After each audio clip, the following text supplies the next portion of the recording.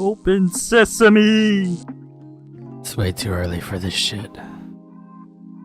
Yo, what up, everybody? Happy Pokemon Day. Happy Friday. I don't even need to hope that you guys had a good Friday because it hasn't even fucking started yet. God fucking damn it. So early. But hope everyone had good sleep. I did not. But ends it. Zach, Eden, welcome to the stream. Thanks for coming on by for this early ass stream that I should never do again. Not unless I get paid for it, which I would never will.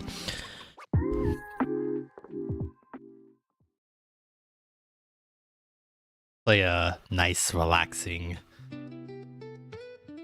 beats while we wait. While we wait for shit to start. Oh man, why do these Nintendo Pokemon Directs always so early for me? Which is crazy because I'm like usually up around this time, but I'm like at work. So like I'm moving, I'm moving the body, so I'm like waking up, you know, but or I'm also like outside in the freezing cold tundra, so I got at best an hour rest as I woke up with my hands numb and tingling. Oof. That sucks. I just didn't sleep. I was like working on some videos and I also like watched a movie with some friends on Discord, and then I looked down, it was like already like 2:30 and I was like, well fuck it, might as well just be up. So I just stayed up. Also, amazing thing is that like I follow so many like PokeTubers and like other streamers, and like everybody like went live like at the same time. Like my notifications is like broop, broop, broop, broop, broop. Wolfie went live, fucking PokeTips went live. I was like, holy shit, everybody is doing this. So this is a bad idea. I'm starting to think we're way too small of a channel to be thinking this is a net positive for us. So I do appreciate the few of you that are here supporting and wanting to watch this with me. So it does give me hope that, like, you know, next time we do something like this or like a Nintendo Direct, that you guys are down to watch it with me. I'm always apprehensive with these like reaction type videos or streams. I feel like who the fuck cares about my live reaction to it?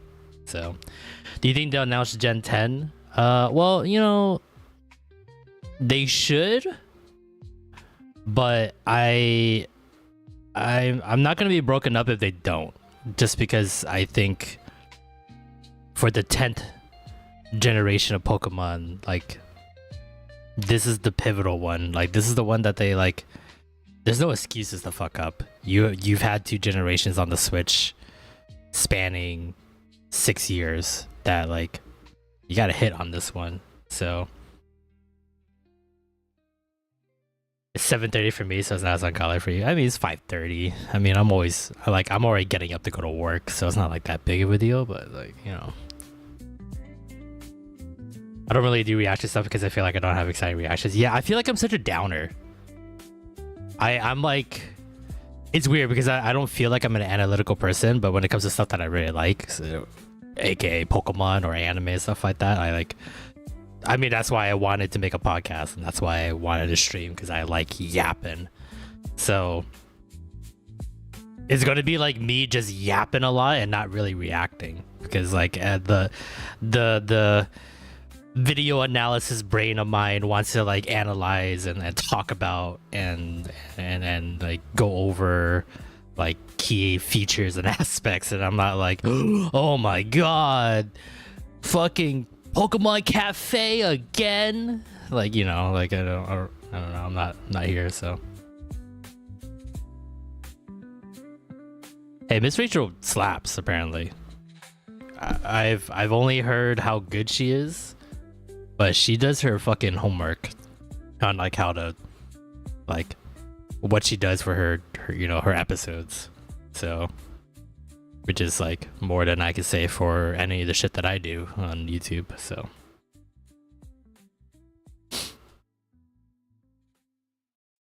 All right, hopefully I got the right one. I'm assuming this is the right one. We're definitely not gonna look at chat. But we're gonna sit here.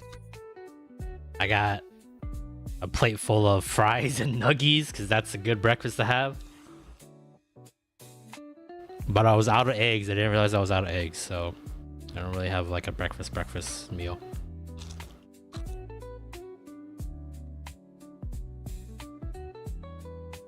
But yeah, for the 30th anniversary, for the fact that it's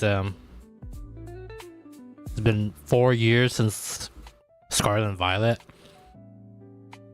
it like if I was like in charge, I would put Gen 10 trailer at the end. Now, I'm also the kind of guy who's like, if it's not ready by like the end of this year or even next year, then I don't see the point of doing it. But maybe they're ready. You know, they have not talked about it, which is really good. That means they're working on it. But there's been a ton of leaks already about Gen 10. The fact that there's so many leaks about it, I like. Pokemon usually wants to try to get ahead of it, right? Like, they couldn't get ahead of it with Fire Red and Leaf Green on that release. Someone fucked that shit up. And so they had to like, I felt like they kind of released like a quick video just to kind of, you know, feel like they were the first ones to officially announce it, kind of thing. Chat in here is always toxic. Yeah, I was looking at chat and like it was just constant like I want this, I want this, I want this.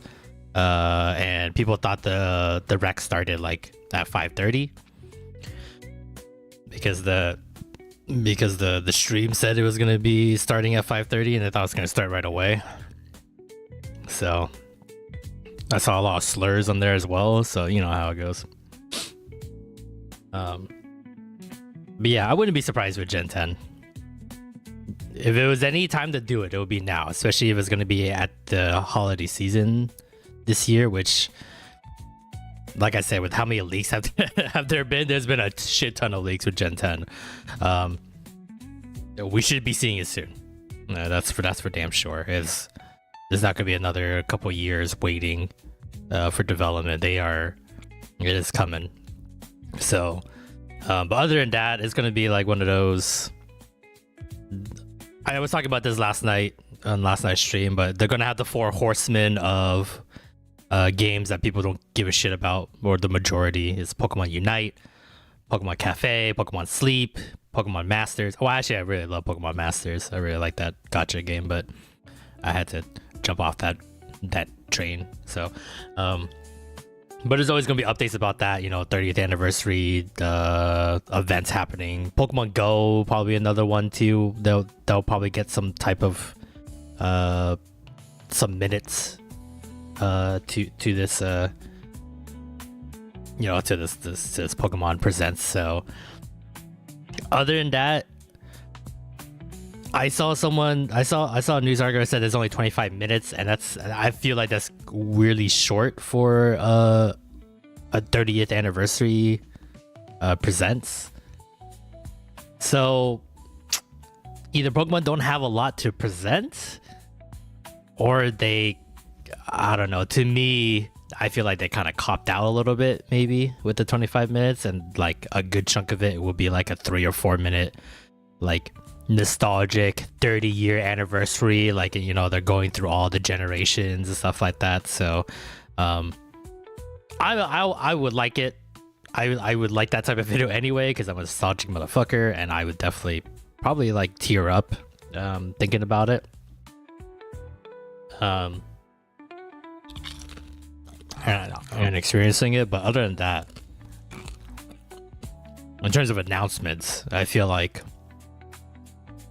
potential, I still think there's gonna be the final DLC for Pokemon ZA. Maybe we'll see a release date on that one if they do have that. And for sure they will have a release date for Pokemon Master, or not Pokemon Master, Pokemon Champions. Because from my understanding, that's going to be the official format game for the World Championships that are in August. So they don't release that soon, then a lot of the top players don't really have a lot of practice on, you know, on that game, and then whatever format they are going to play at World Championships. So that should be coming. So that Pikachu suit has to be sweaty. From my understanding with Japanese mascot, like, you know, the suit, nowadays they really like deck it out. So there's like a whole fan and everything in there, like a little AC unit for them. So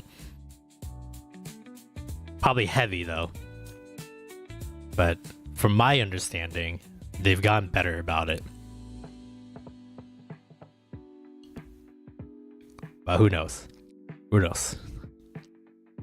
Pokemon Company has been cheap before, so. But yeah, so like, you know, we're definitely gonna see Pokemon Champions release date. I've heard rumors that it'll be in March.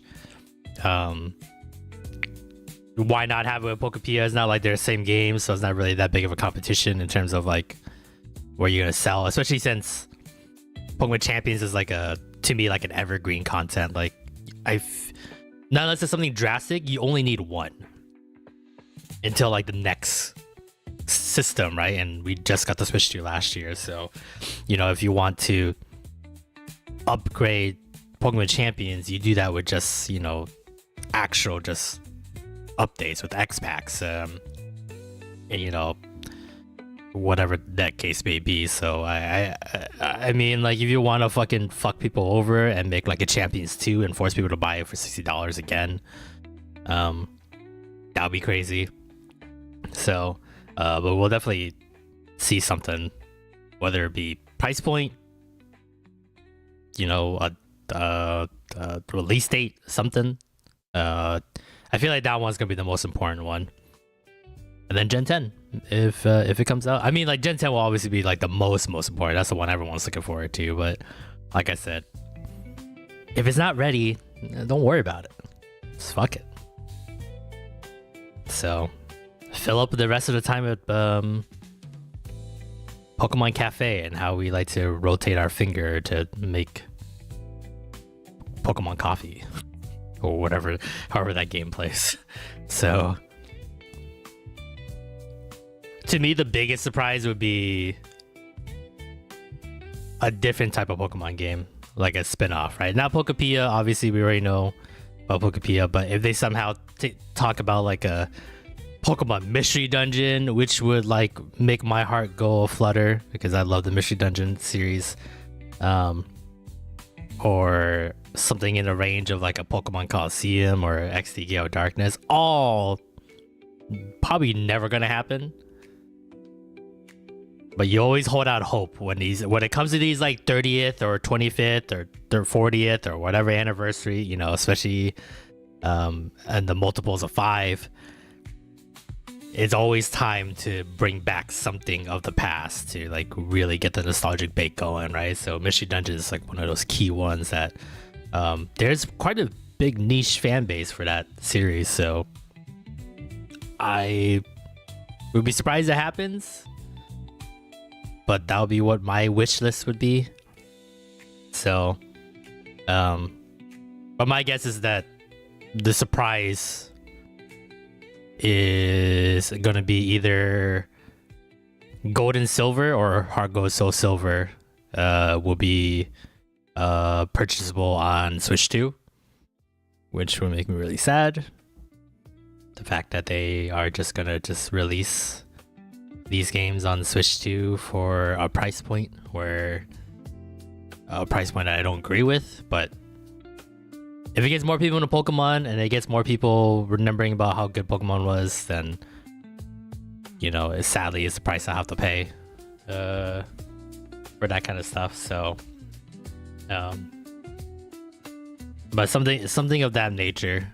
Either they'll talk about a remake or talk about re-releasing a game of some sort, maybe black and white. So that'll be like the sleeper surprise pick. That'll be that would fill out the rest of this presents. So I don't know, who knows.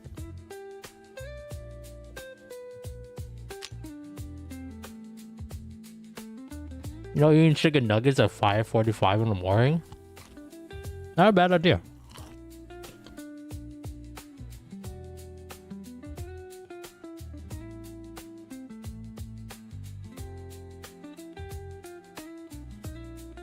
Yeah, I see why people don't like eating on stream. I just watch myself eat on stream. I look disgusting.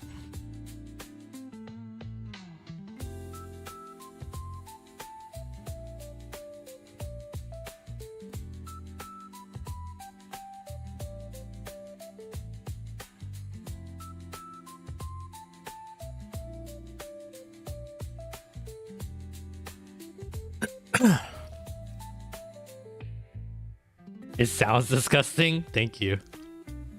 You guys hear me eat? I'll mute if you guys can hear me eat. I'm not trying to give you like a food ASMR. I know a lot of people get turned off by that.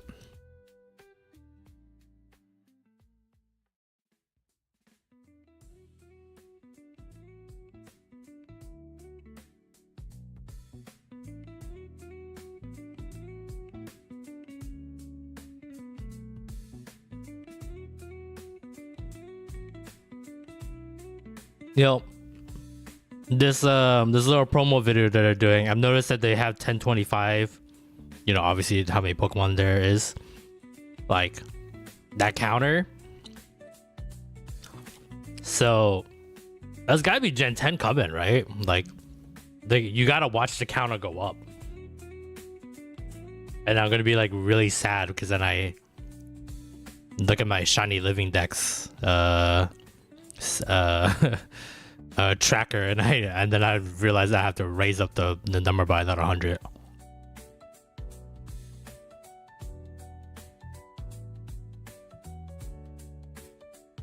I have a thing against smacking mouths, mostly from kids in junior high. Chewing gum so fucking loud.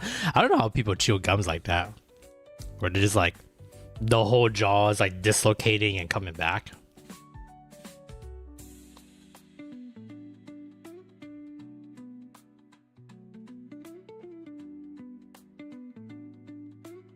That shit's always crazy to me. Like that looks more tiring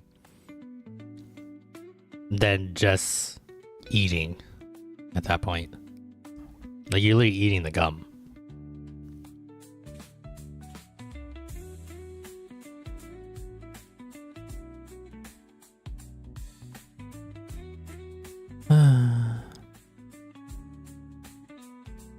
Makes me want to smack their face. Hell yeah. Hell yeah. We're definitely shiny hunt after this, because I'm up now. I don't think 25 minutes of being disappointed at a Pokemon Direct is gonna make me sleepy enough, so. We did get Latios last night. And I did find a Cobalion at the end of last night's stream, so yeah, I got myself set up. I grinded for a fighting donut, so I put myself inside I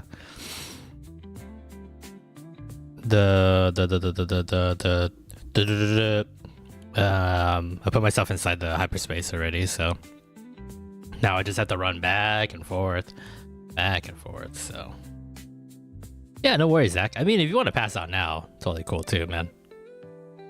I already appreciate the support and the thought to just even come to this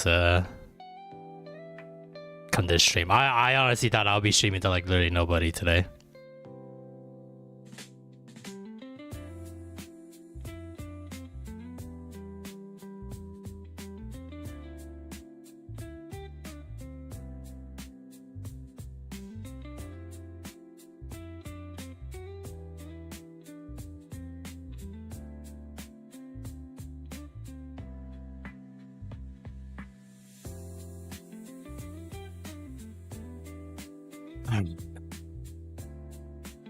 Pause this real quick. Does this thing have music? Oh god. It's so loud.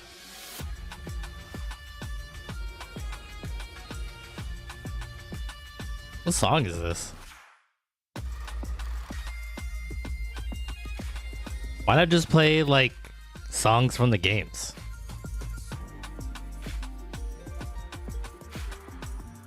Doesn't sound like any from any of the games. Man, I love these like 30th anniversary designs that they've done. They're so cute and they're so good. Okay, never mind. I'm good. I don't want to listen to that.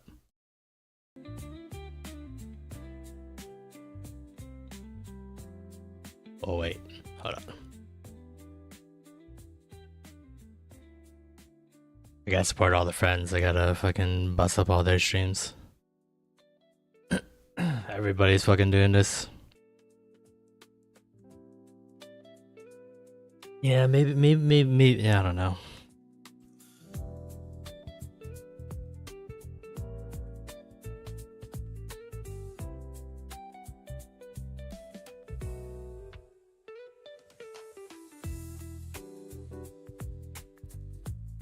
Could be from the lack of sleep, but I can't really tell if this was a better idea than just waiting until later tonight to fucking stream.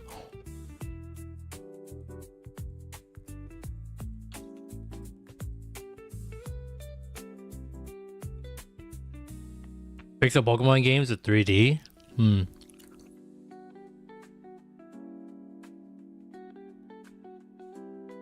That's tough, because I think I found a newfound, I don't want to say love, but a newfound respect for shiny hunting. And I don't know, I like the sprites and how they look in 3D than it would be in pixel form. But it feels like the games have been amazing in pixel form, right? So it's like, it's tough because we haven't really had like a true quintessential 3D Pokemon game yet. Legends Arceus is like kind of there. Scarlet and Violet only got there after like a Switch 2 version of it, and it's still not there yet. And then, you know, ZA was fun, but you know, it's not at the level of like a Heart Gold Soul Silver.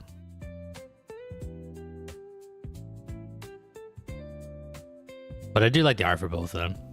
As much as people shit on 3D Pokemon art styles and stuff like that, I mean, like from like top to bottom, yeah, it's not good. But like some parts, I'm like, oh wow, that's actually like really nice, and I wish they just kept focusing on those parts and like spanning it and stuff like that. So, ooh, ad time. I should probably run the ads real quick.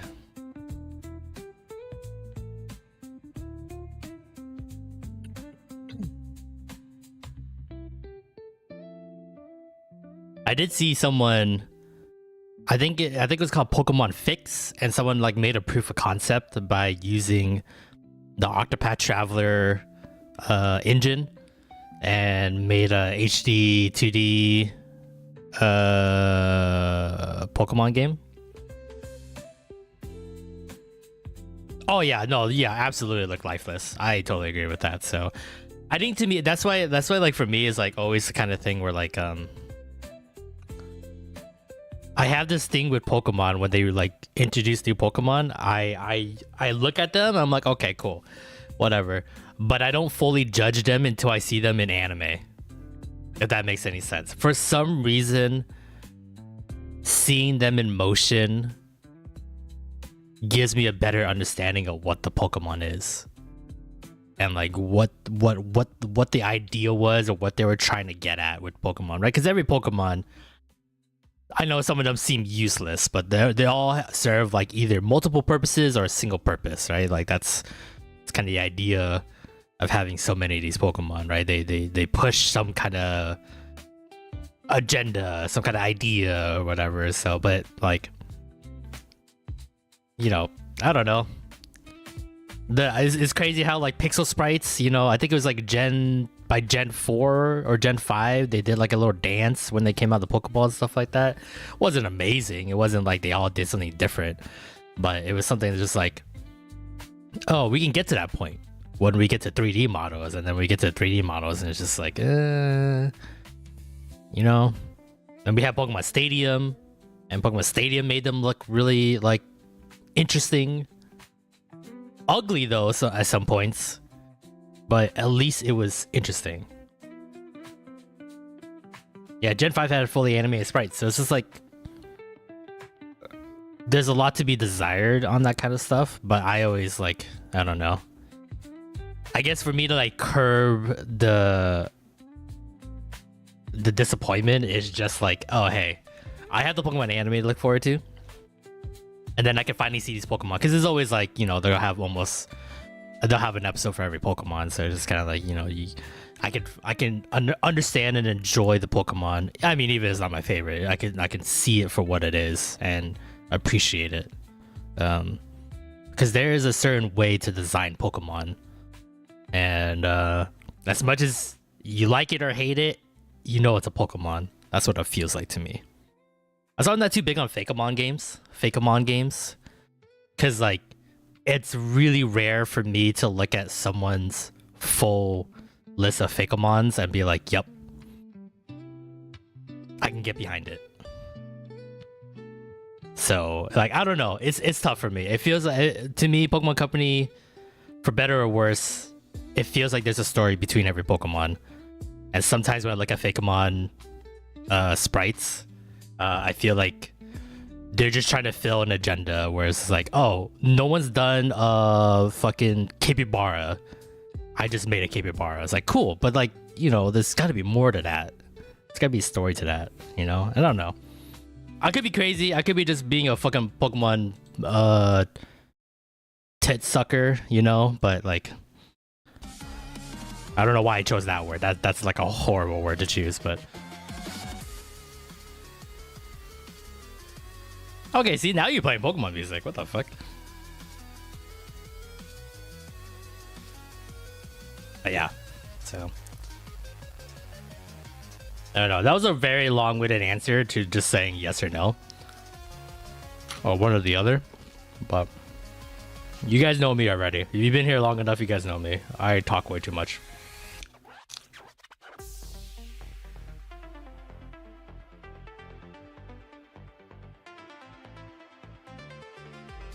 BTS needs to be music.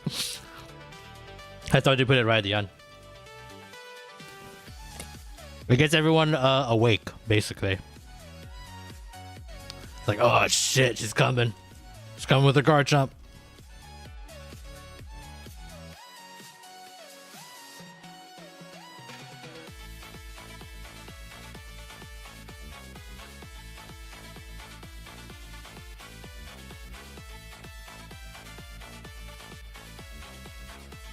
Let me know if you guys want the audio to be louder. I just keep it at this because it's like really fucking loud. Like I have it like at pretty low. So, but I think I have my headphones up, so. But let me know if you guys want it louder.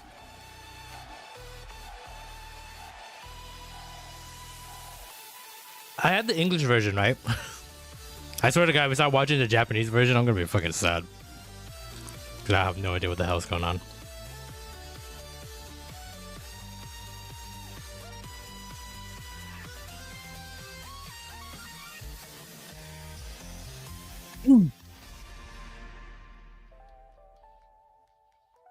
It's too early for this.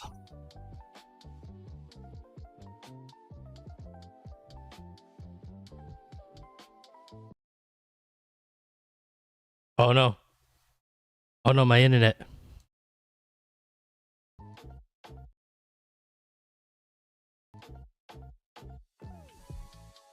Oh god, is like everyone here? No, I don't, I'm good. I don't need chat. Thank you. Okay, well, I'll bump it up now because now it's like quiet.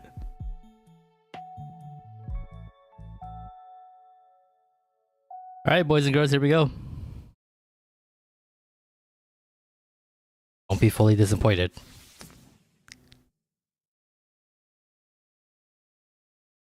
There it is. Here's the nostalgic video right off the bat.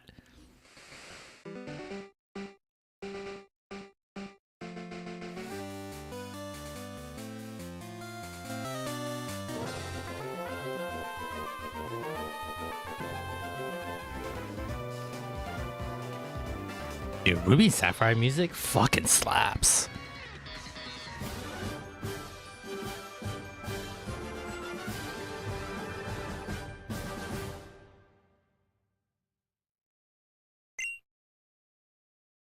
Oh, they did it in like all different languages. That was kind of cool. Hello everyone, I'm Ishihara from the Pokemon Company. Today, February 27, is Pokemon. You think that Pikachu's real? This is the date the Pokemon Red and Pokemon Green games were first released in Japan, marking the beginning of the Pokemon series. In those first two titles, 151 Pokemon made their appearance. Now, a total of 1,025 Pokemon have been discovered. And these diverse Pokemon have been part of the stories trainers worldwide have been able to experience. Went up the volume? Okay. This year marks the Pokemon series' 30th, a milestone reached because of your support. Thank you, each and every one of you. We hope you will all enjoy seeing how Pokemon continues to evolve. How's that? Is that better? In today's broadcast, we'll share all the latest news about Pokemon. Please enjoy the presentation.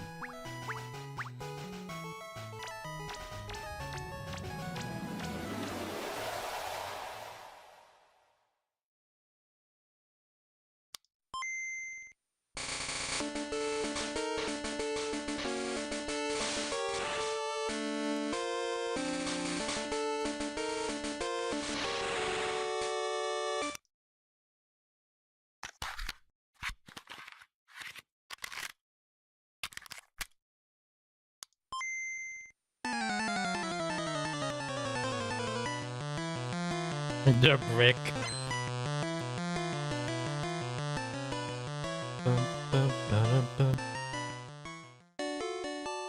I'm Junichi Masuda, and I handled the music and sound effects for the Pokemon Red version and Pokemon Blue version video Had blue, games. my brother had You can red. now play Hell all yeah. 45 songs from the games on this small player inspired by the Game Boy system. Whoa. I took particular care to make the audio sound just like Game Boy, so I hope you enjoy listening while swapping out cartridges. Whoa. Oh, that's gonna be way too expensive to get. Alright, that was pretty cool. I actually like that. Hello, Pokemon trainers, and happy Pokemon Day. Who the fuck? I'm Chris Brown from the Pokemon Oh, Company right, Chris International, Brown. and I'm thrilled to share news about the 2026 Pokemon World Championships, which will be taking place alongside our new fan experience, Pokemon XP in San Francisco. Ooh. 2026 Pokemon World Championships will once again welcome nearly 3,000 competitors from all over the world. Competitors in the video game championships will battle for the first time in Pokemon Champions, while their fellow competitors will battle in the Pokemon trading card game, Pokemon Go, and Pokemon Unite. Each of the final matches of these games will be held at the Chase Center, an arena that's 3 times the size as last year's finals. That's the guy that hit We Rihanna. started on a mission Different to Chris create Brown, the most thankfully. exciting Pokemon event for our competitors and their families. As the World Championships evolved, we saw an opportunity to expand even further and deliver Wow, getting the a Chase Center? one-of-a-kind experience where trainers around That's something. the world can come together and That's a big celebrate stadium. their fandom.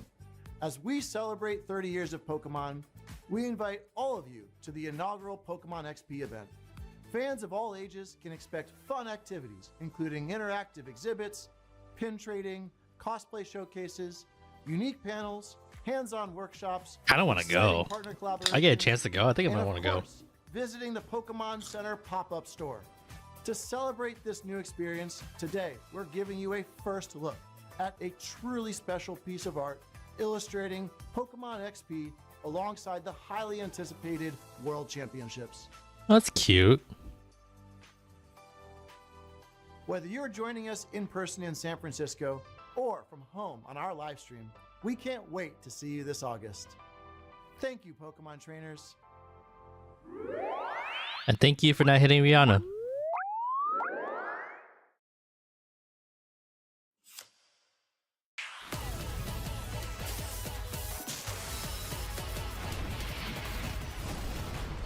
This is the Pocket TCG. I forgot about this game.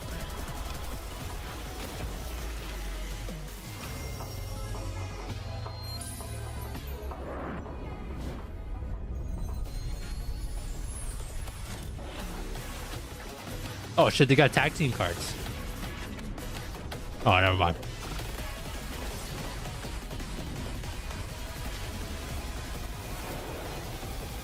Oh, they do have tag team.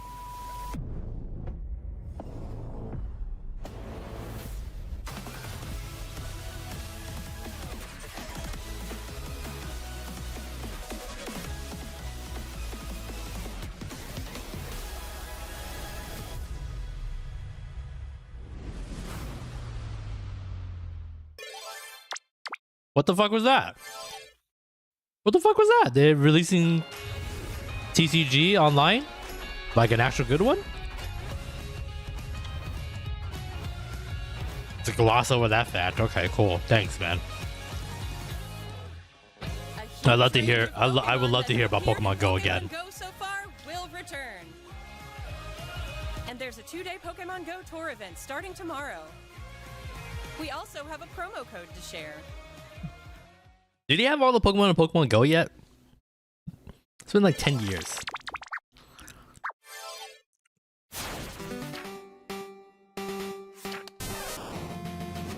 Here. Oh wow, the 1996 version in the gacha? That's amazing.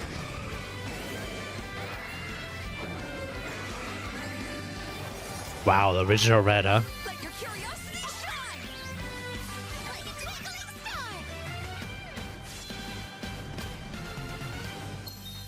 Dang, already 6.5 years for that, huh? Pokemon Masters EX. I was 3 years of that. Ah, here it is, guys. The 4 horsemen have arrived. Here's Pokemon Cafe. They keep shoving this down our throat.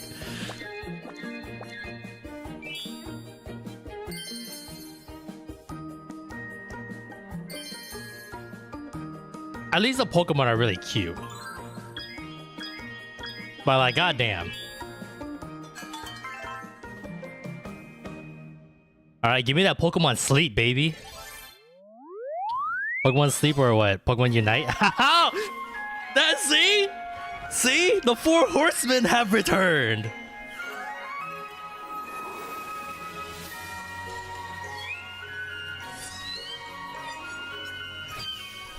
Pokemon Sleep is very popular in Japan, actually. That's from what I've read around the internet and I heard, like, it's actually really popular over there. So,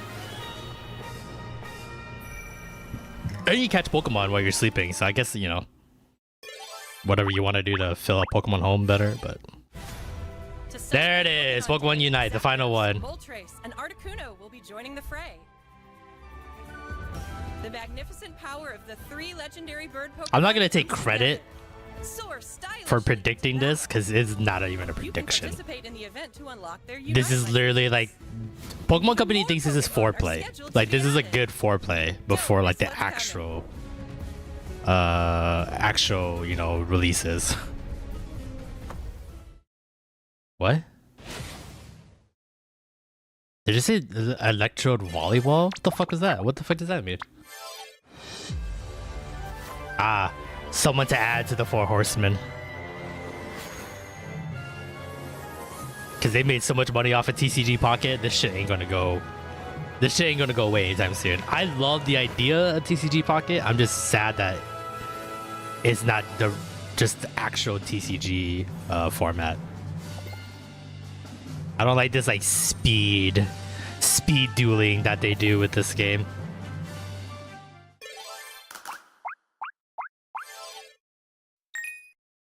Oh shit, they're bringing back Coliseum and XC Gale Darkness. Yeah, let's go! Great games. If you've never played these games, these are great games to play. One of like the staples of the GameCube library.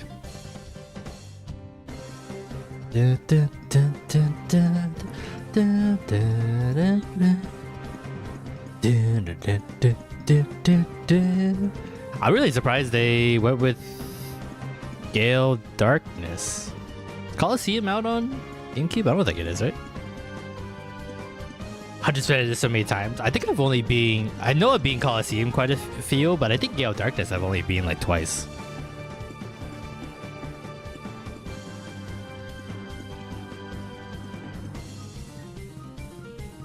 Crazy.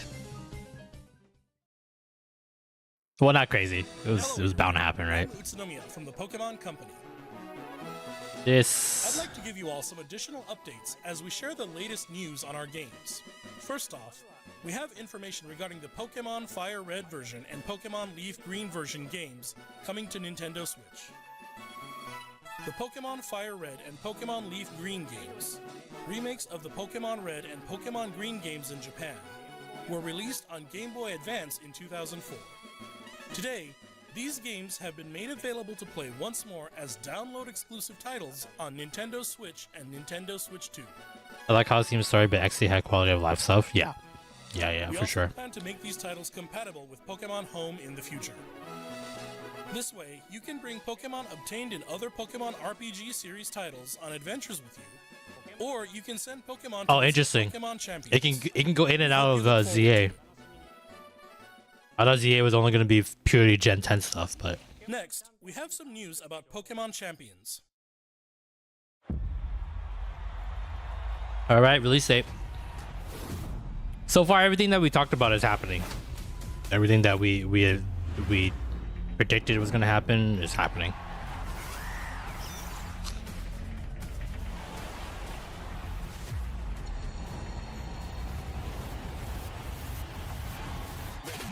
I think they did say that the mobile version of Pokemon Champions will be later this year.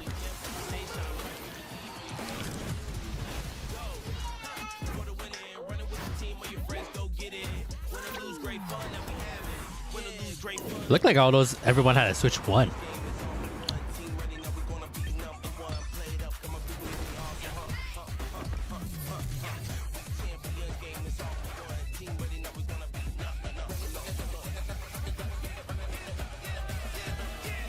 I like how they try to get like the most like different looking people in these commercials.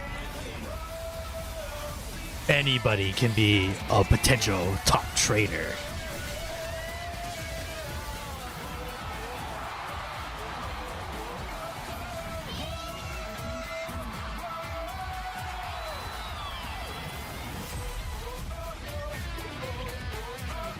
April.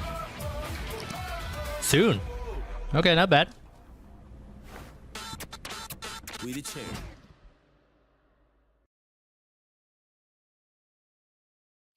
Next up is news about the Mega Dimension DLC for the Pokemon Legends ZA game, the newest title in the Pokemon series.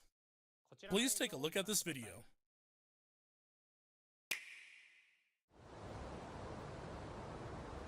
Final DLC? I was just talking about how shit the first DLC was.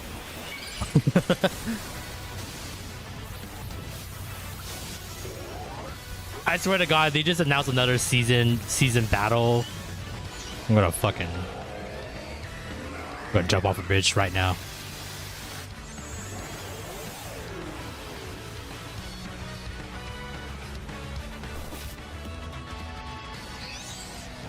No, they're just talking about the first DLC. Okay, so no new DLC then. Maybe?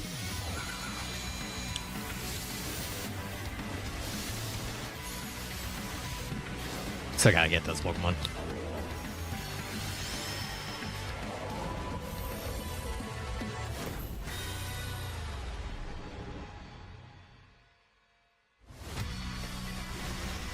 No, please, no, please, no.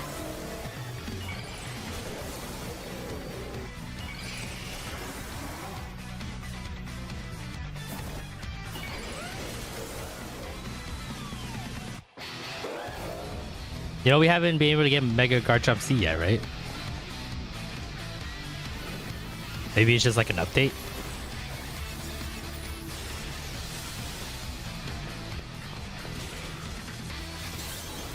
Fucking land shark that flies in the air. Fucking crazy.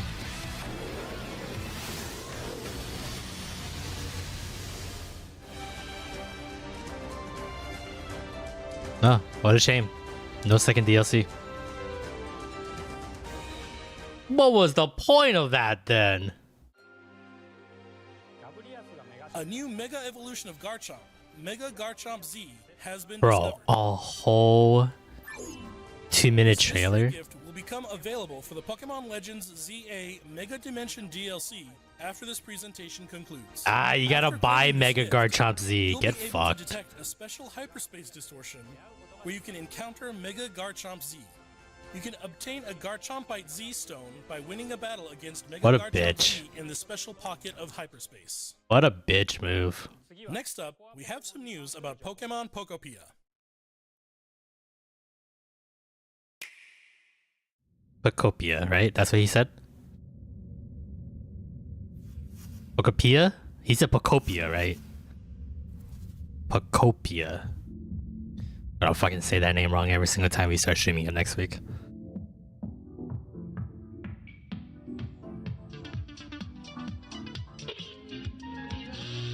The money just flies away. Rotom.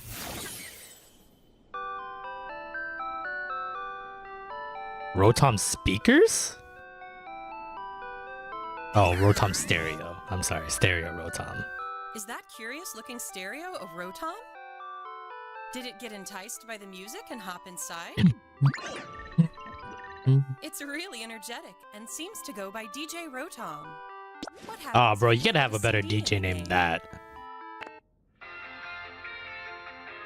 Oh. It plays music. Oh, Fortress City. Hell yeah. It can help Banger liven ass up the song. town with a variety of music. Ditto and the others are grooving to the beat too. Let's listen to DJ Rotom's specially selected tracks while I introduce you to the world of Pokemon Pokopia. Pokopia. Yep, okay. Pokopia, not Pokopia. Pokopia. Ditto first encounters Professor Tangrowth in a wasteland that was once a town.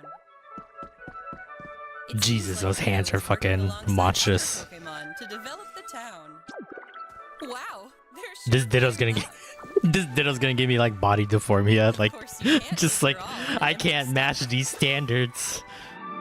It looks Like how real weirdly Pokemon long your to arms eat, are. too. But how do you cook?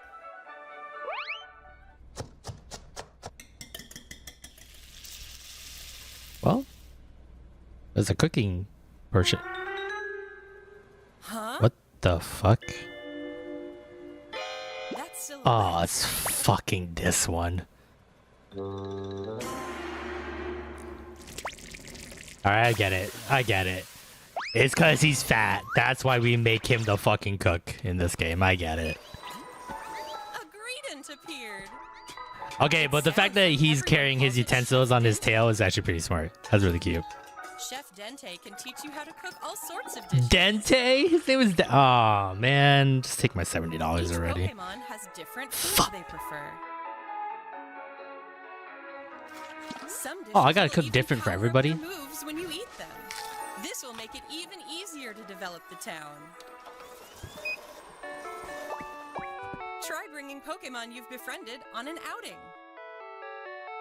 In multiplayer mode, you can visit other players' towns. You can play with up to 3 other people.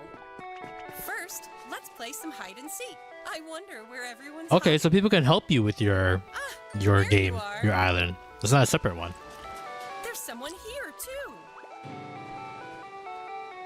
Greedent is the mascot of Bob's Your Uncle restaurant in Pokemon Sword and Shield. That makes a lot of sense, actually.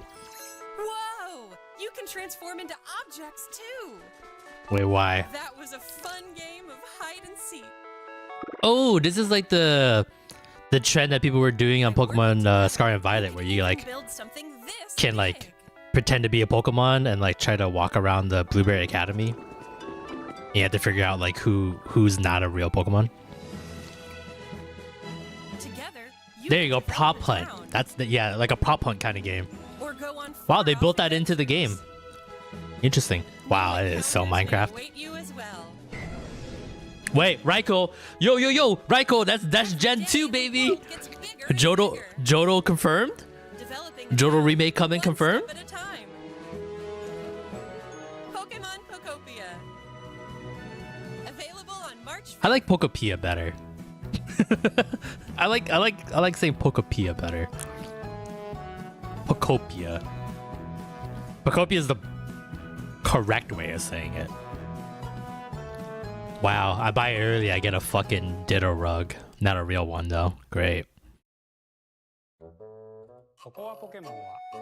Pokemon Pokopia releases next week on Thursday, March 5th.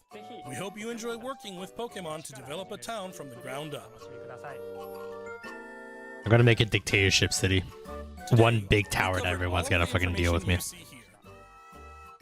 Wow, only like 10% of that I care We'd for. like to end our presentation today with one final video. I for knew you it. all. This is so short. Thank you for tuning in. Here comes Gen 10.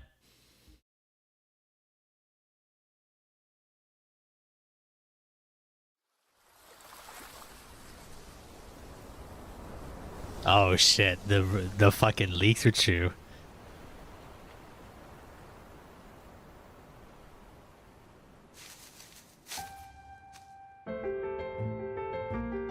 Why is it always Pikachu? Oh! Oh, wait, what? I got excited because I thought they're gonna remake Johto.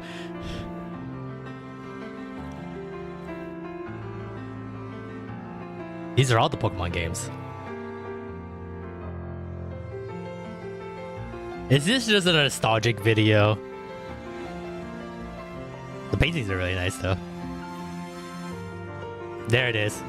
There it is. Here's the Gen 10. This is Gen 10 right here, guys.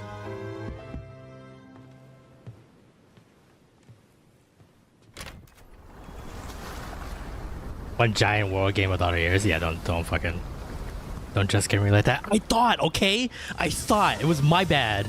Yep, there it is. What the fuck? Alright, badass. Badass. I like the cut of their jib. That Pikachu had like fucking eyelashes. Yeah, yep. This is Gen 10 right here.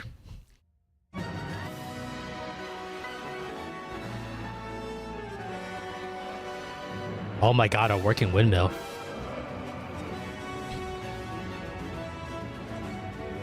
Yep, all the leaks were true. Oh my god, the fucking protagonists don't look shit. Oh, the water actually looks really good.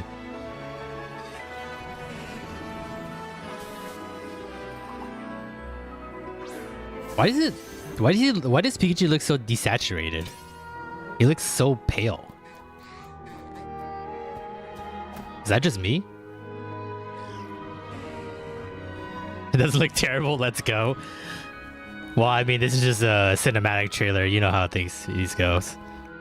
Oh shit! You get to see the 3 starters already? Oh my god, the fucking dog. Brout. Pombon. Oh my god, his eyes. Queco. Aqua. Gekwa? I don't fucking know how to say that one.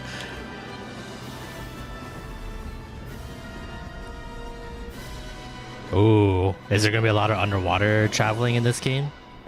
It'll make a lot of sense.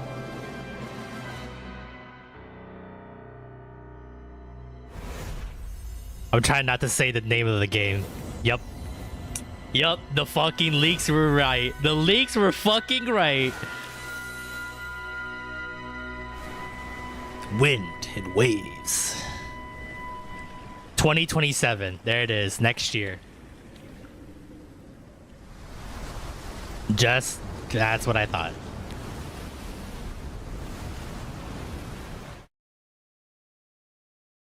Oh, I thought the leaks were just kidding. I thought so too, but there were so many different like leakers leaking the same thing. Oh, what, you just gonna go black?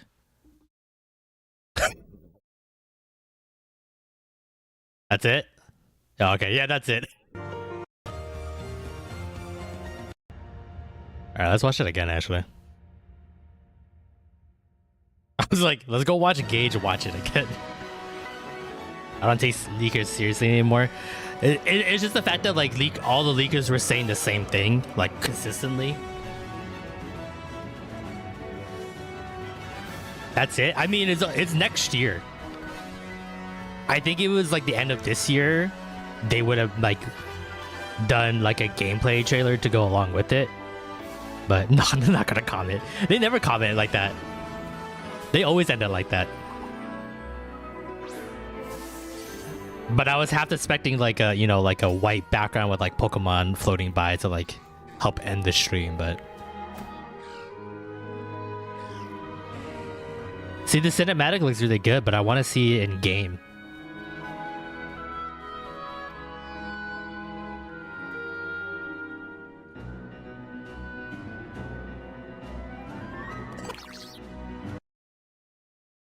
Do I have it as on 1080p? Okay, I do. He looks so mad. This little bird. I think I might like the bird more than the dumb dog. But looking like, man, this must be like Southeast Asia. With the way the environment looks, it's like hard to tell because it's just a bunch of islands, it looks like.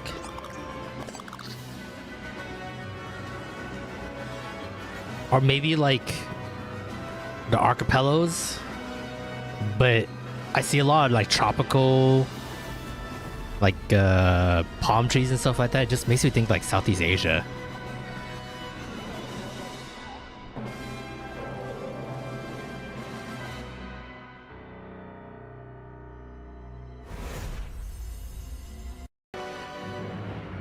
Hold on, let me put this in like 50 speed here. Slow it down, see if I like miss anything. I hope the fire dog stays cute. I feel so often they get ugly when they evolve. No, that's usually the case. Because they want to make them look really cool, right? Especially since they're starter Pokemon. They, you know, want them to like... They want people to use them all the way to the end. Because if you get a starter Pokemon and you drop that Pokemon before you even get to like... to like the final gym, then like, you know, it's gonna suck. I see a balloon in the background. I wonder what that balloon is. I wonder if that's like a location marker or a mini game. I wonder how you travel around this world too. They've only ran, so Pokemon Center looks really nice. It looks very like Thailand, Southeast Asia, Laos, Vietnam, Philippines. Maybe like a little Polynesian.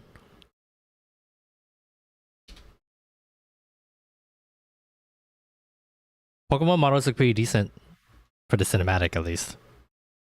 Again, hard to tell. The water looks really nice. If the water actually looks like this in the game,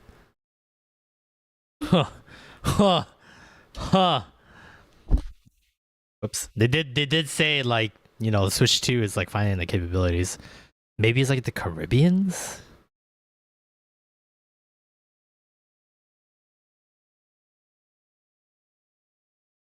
I doubt this is like South America.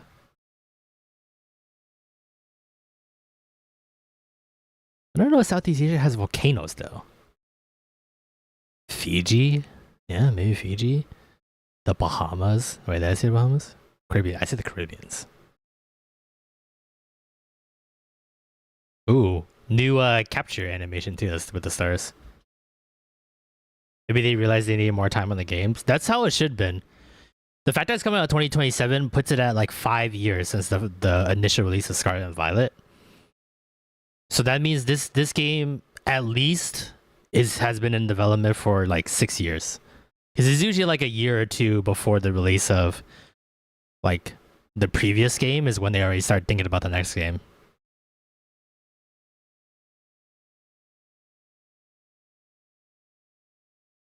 The outfits is okay.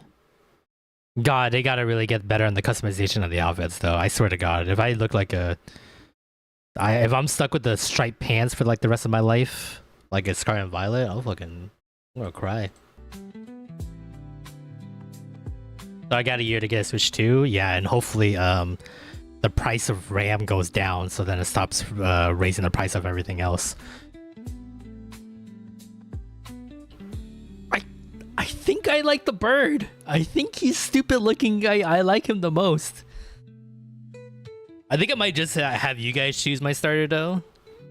When we get to that point, hopefully we'll have like way more people sub to the channel by then. But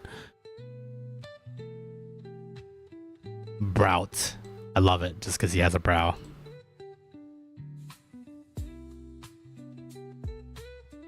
If I can get one at a good price, yeah. I mean, like Facebook Marketplace, I always see them. People are already reselling their Switch 2s or like used one for pretty cheap. So as promised, but I'm still waiting for reviews. Hey, you got me. Because I have to play this day one. I can't be talking about Pokemon so much and not play this on day one. You can see if you like it after watching me probably play it for like a 24-hour live stream.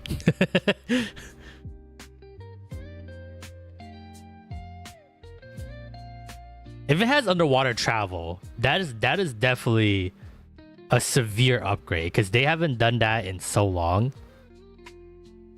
And if the underwater looks as good as this, like one, the fact that like, you know, if it's like a bunch of islands that you have to like go around, right? Like it's like there's not going to be too much variety, but the fact that you can add underwater travel in between, underwater like wild area, I assume would be like the better name for it, like Sword and Shield, right, where like they section off an area for you to like catch Pokemon in the wild. Maybe you can't travel between islands going underwater, but there will be like every island would have a section underwater where you can walk around and like look for Pokemon and stuff like that, and that'd be really cool. Honestly, with islands like this, that means like a good chance most of the water Pokemon would be back, and there's gonna be a shit ton more water Pokemon getting added into the game, which is horrible because we don't need more water Pokemon, but you know, it is what it is. Maybe they're fucking with us. Maybe this is just Hawaii again. I kind of doubt it though. Pikachu's are really cute though.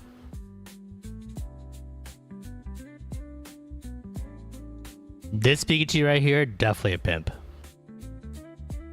He's just playing it off like he's on vacation, but he's definitely a pimp. That's one of his girls. That's one of his girls. Taylor's in this. I really like the look of the Pokemon Center. It looks really nice. It just reminds me of like, you know, like when you like go on vacation, it just looks like a tourist attraction a little bit. So I feel like maybe every island just has like a big hotel like down the middle, or like some kind of like place to hang out, you know? This game looks so good. Hell, hey man, what's up? Are you done? Are you done streaming already? Oh shit. And your stream up.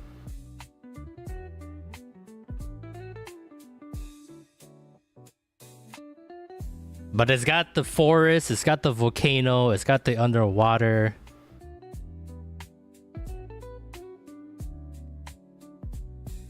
And I knew it wouldn't release until 2027. That's good. Yeah, I had the same thought.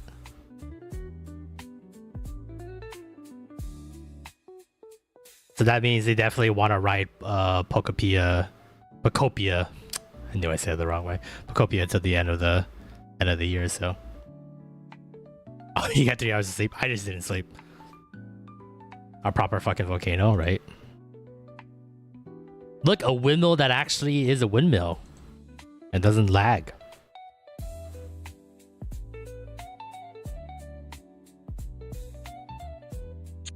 I don't really see anything else.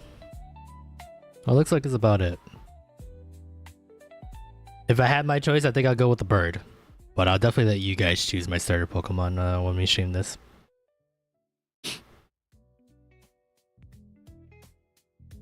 I'm still going to hold out though. It is just a cinematic trailer. And the fact that this game doesn't come out to next year, there could be a lot of changes from now to next year. Isn't that, I doubt it's going to be like an early next year. I think it's going to be like holiday season next year.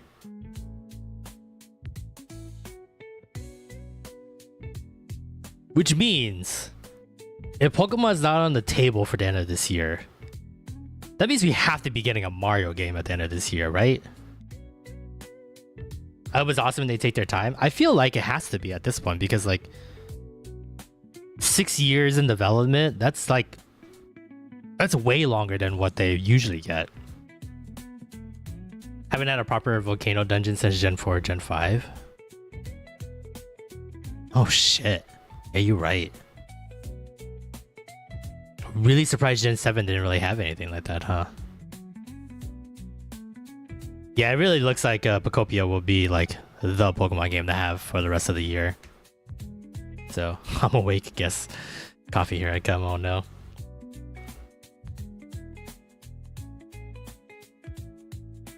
I like the names too. Wind and Waves, I feel like this is...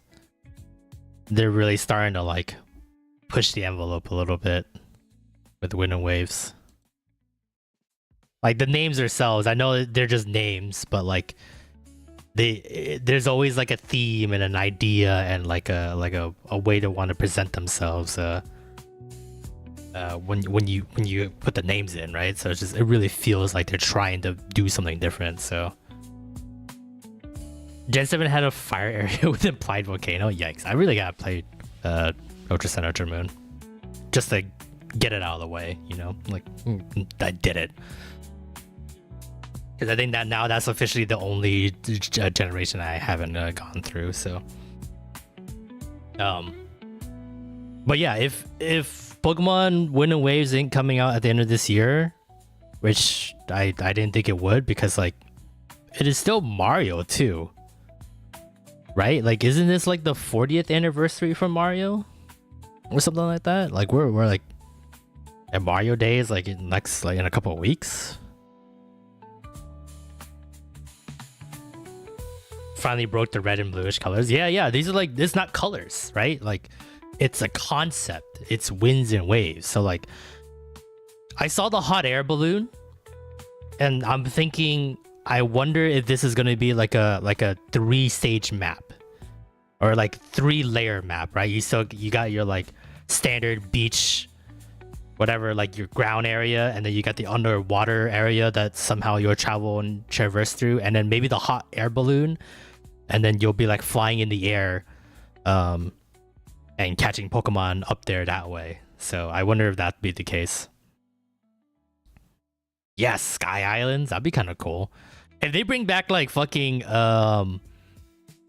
air battles from Gen 6, that'd be kind of cool. I don't really think air battles was like really like a mechanic that was like revolutionary, but it was just the idea of like Pokemon battles and the environment being important, right? Like you can only fight with flying type Pokemon, and they made it look really cool in the anime. So I was like, you know, surprised they didn't want to bring that back or like bring some type of idea of that back in Legends ZA.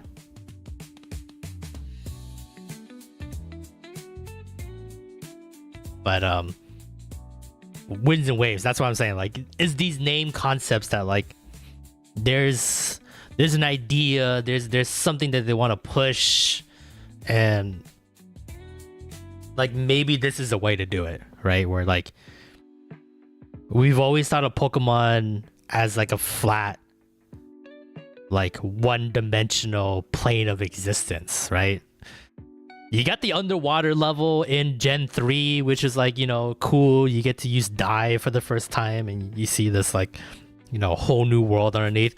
But it was pretty bland in the underwater portions of, you know, Ruby and Sapphire, right? It was just a way to get some Pokemon get to a certain area story wise and like get some items here and there, right? But to make this a full concept idea where like this is the world, this is what we're basing everything off of, is like that's how you do it.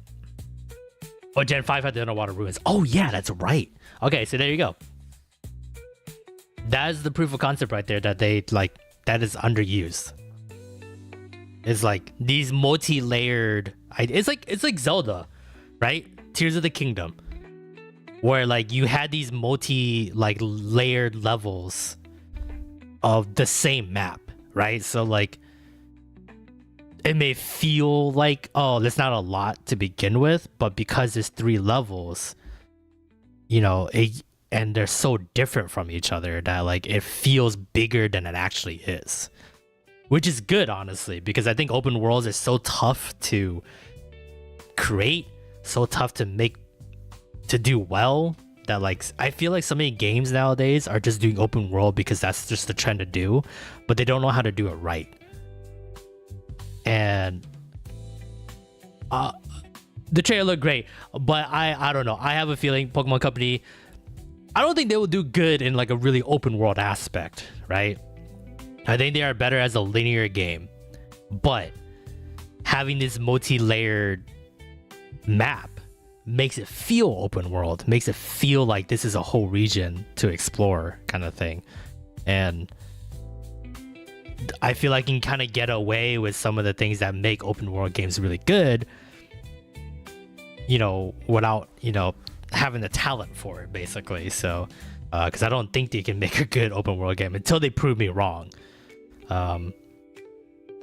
Like the last couple that they have attempted with like the wild area in Gen 8, and then like you can do anything on the map Gen 9, but not really, because we don't know how to level scale our game for some reason.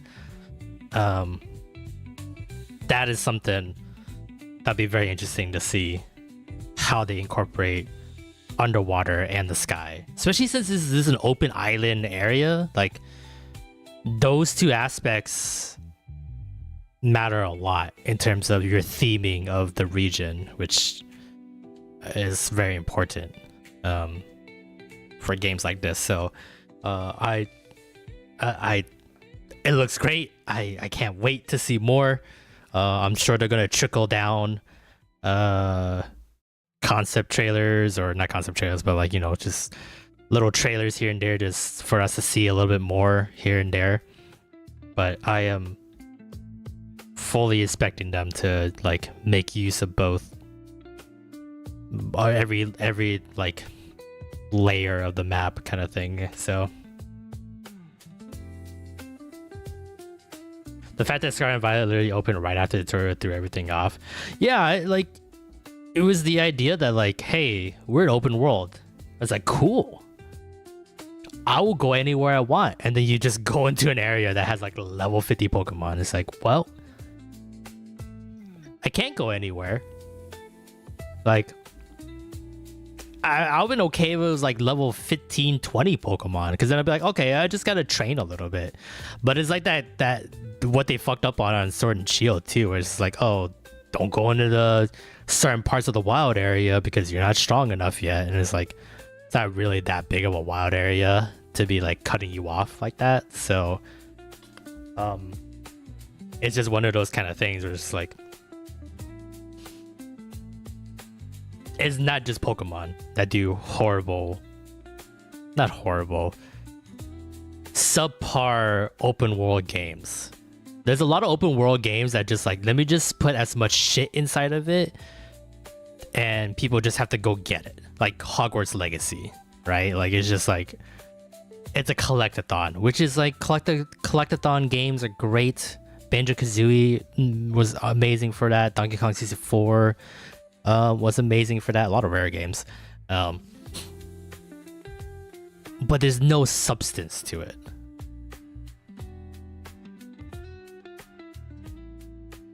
Oh, you can travel using a glitch right after the first town. Yeah. So like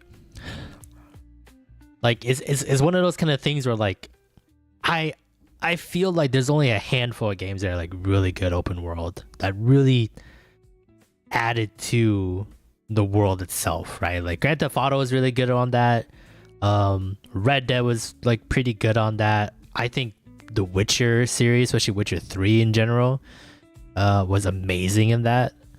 And if you don't have it, it's not a bad thing. You just gotta find a better way to present your open world without doing the lazy thing of just like, I'm just gonna shove as much things inside my world to make it feel like it's something. Xenoblade was pretty good, from what I've been told. I haven't played Xenoblade. Someday on channel. But yeah, but you guys get what I'm saying. It's just like this is the way to cheat the system. You know, this is the way to be like, hey, we're not good at like fully open world games and making it feel like it's an actual world and filling it up correctly and putting the right side quests in it or the right like landmarks to find and be and exploring and it's really interesting and like going down like certain areas that you're not supposed to go down yet kind of thing. So maybe they proved me wrong. Maybe this would be the game that they know how to do it right and they've taken the time to do that. But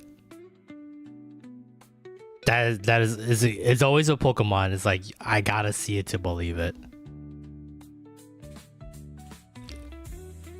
I don't think Pokemon Company has like the leeway to, you know, be like, I think they can do it. Like, I don't think that we have that leeway with them anymore. So you can go anywhere in Xenoblade, but the game goes, you sure about that with high level monsters? That's fine. I feel like people will like shit on linear games like it's a horrible thing. Or like to me, linear games is it's a concept of wanting you to go through like a story progression of like a book. When you're like reading a book, you're not gonna jump through chapters randomly and get the whole experience. You know, like it's like it's okay to be linear to tell a story. I'd rather have you be linear and tell the story than have you be open world and make me confused on what story you're trying to tell. Because it's open world, I'm just getting like bits and pieces all over the place. You know, like it's one of those kind of things where it's just like, if you're not gonna be good at it, just be good at the other thing. It may not be as cool and awesome and like the trend, but absolutely being solid in something that you're good at should be appreciated. So you can have the linearity in opens, but the balance is hard. Yeah, exactly. And not many games do it well. So like, this is not just a shit on Pokemon for fucking up. There's a ton of franchises and a ton of games, especially the past 10 years, as open world has become like a genre, a concept, right? It's just like, it's hard to do. It's absolutely hard to like not burn out the player from going through your open world game. It's like people think it's like, oh, just have them go wherever you want, have a gigantic ass map and just put a whole bunch of stuff in it. Like, it can't be that hard. It's like, no, it's like, you don't have no idea like how hard is it to maintain and keep the player's interest in the world itself. And I always think about Witcher 3 and how fun it was to just walk around and like find these like random NPCs and like random events that were happening, and then there's these side quests that make you travel to like certain towns or like abandoned villages to fight like reeds and stuff like that. Just like, oh, like that's good. That's why I had a hard time with Breath of the Wild, honestly. I like that game is great, absolutely, but that was one of the times where I'm just like, man, this open world aspect of Breath of the Wild is not it. But I gave them the pass because it was beautiful and it was so different from what we have in the Zelda game.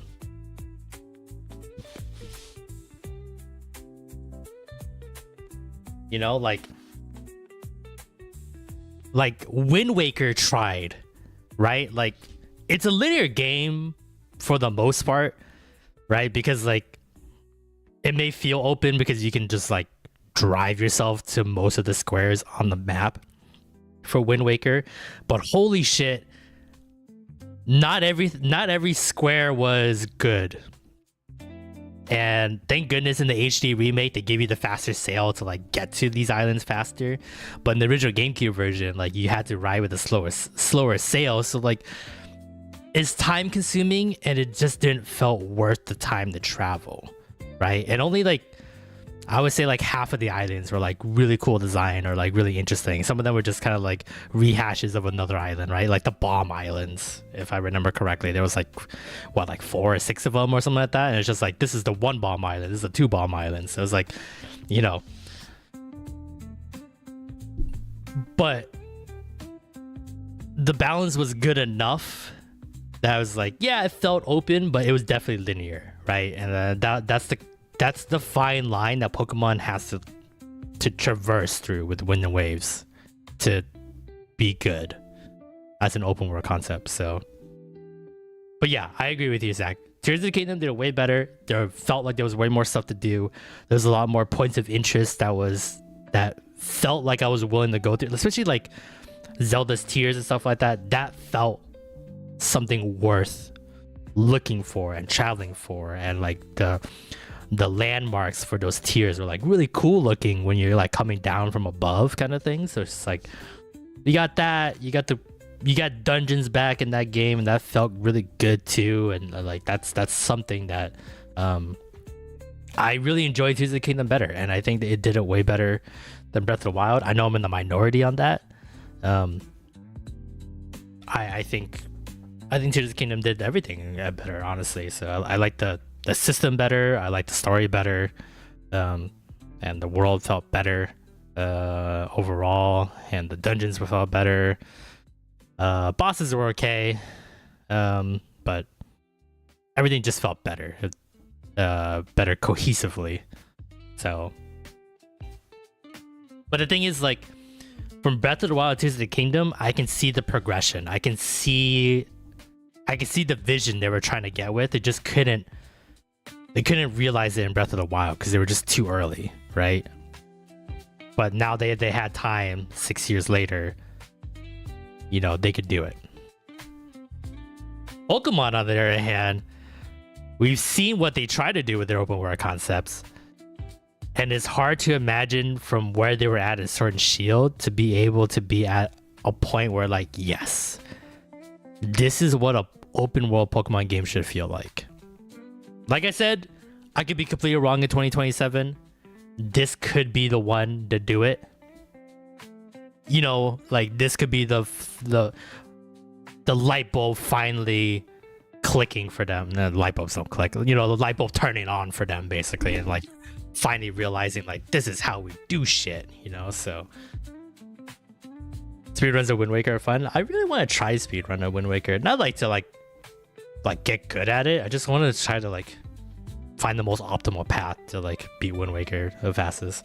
Breath of the Wild was also a Wii U game first. Yeah. They always like to do that, like Zelda, like crossover to crossover consoles for some reason. So, but yeah. So like, I don't know. There's a lot to like about this trailer. I'm always apprehensive with Pokemon just because I know the potential that I could do to be better. It's just either they don't want to or they can't. And honestly, I wish they would just kind of be honest. Like, they won't be honest because, you know, their investors would be really pissed if they think they can't do it. But like, there's a part of me that just wants them to be like, yes, we don't know how to make a game of the caliber you guys have expectations on, because the Pokemon fandom are one of the, I mean, like, we can say this about any fandom, but we're one of the worst fandoms possible. But that's why it's been so popular, is because this fandom is so huge, but the expectations are so much, and no matter what, even if Pokemon Winds and Waves is amazing and like one of the best Pokemon games we've had in generations, no matter what, it won't meet the expectations of a lot of people's eyes because they won't fit everything in it. And that's just the tough part to stomach. And to me, it's always like, I'm always taking it to like, okay, but they got better. They got better from the game on. That's all I can ask for. To me, Sword and Shield was like the restart for them. Because after like Gen 5, it didn't really get better. It kind of like, I think it was like plateau at Gen 6. That was a linear move, maybe even a little worse. And then Gen 7, other than some parts of Gen 7, was definitely, in my opinion, worse than what the previous generations had offered. So Gen 8 to me was like their reset button. It's like, okay, we start at the bottom. We're gonna try a whole bunch of new things. It's gonna be shit, but let's make progress. And I was hoping for that. Scar and Violet was progress, but definitely not a lot. There was definitely a lot of things they easily could have fixed to make it better, but it was progress. And you would hope that this would be it. This would be the one, you know. So Sonic fandom is worse. Yeah, but they've been beaten down so hard, man.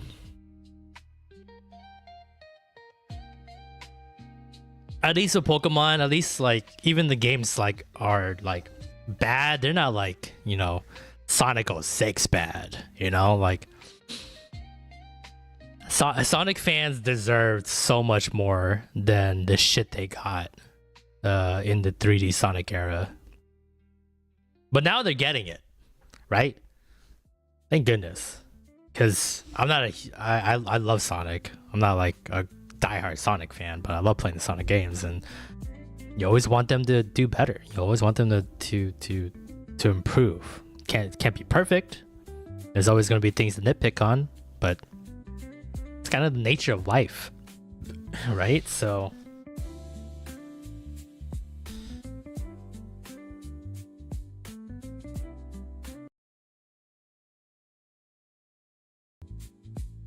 but I'm excited. I'm excited to see what this one has to be. I want another Sonic RPG. I want another like stupid Sonic visual novel game. That like murder mystery chain game. I don't know why I like that one so much. Whoops. But that one was that one's funnier than I thought. I actually quite like that one. So.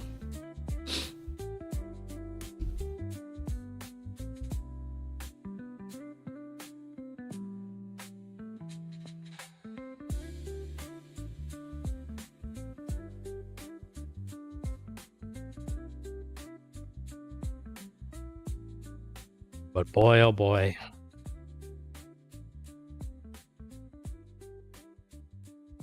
Be Pokemon Day though. You know, I'm honestly surprised they didn't go hard on a nostalgic video. That must have been what the yesterday's video was when they released it.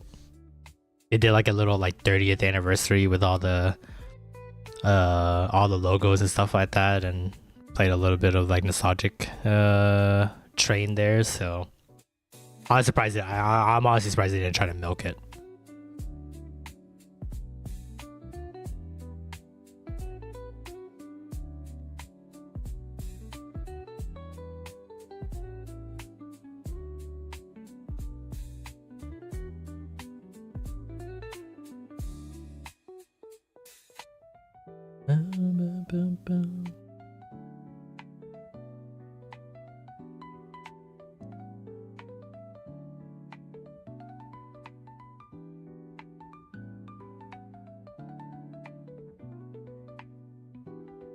Okay, ads are done. Welcome back, everybody, from the ads. Everybody else, thanks for waiting with me. All right, I don't know how long we're gonna go for. So I'm still like, I'm still up. I still feel like going for some reason. Probably because I just didn't sleep, so now I'm just kind of I'm just kind of running on autopilot now. So we're just gonna shiny hunt for a little bit. Nothing too serious, nothing too crazy. I was able to get a scan of Cobalion for us. Yeah, let's put the shiny sprite, or not shiny sprite. Yeah, we'll put the sprite up. Might as well, right? Let me go get a Cobalion, so we know what we're hunting.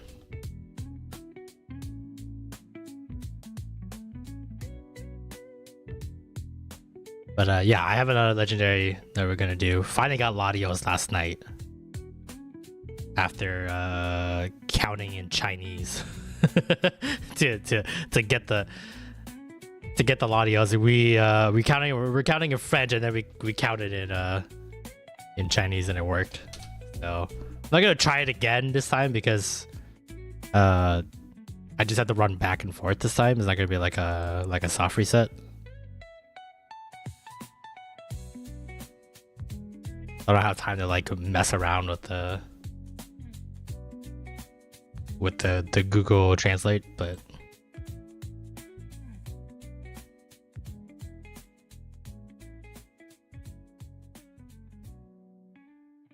$6.38. Holy fudge big.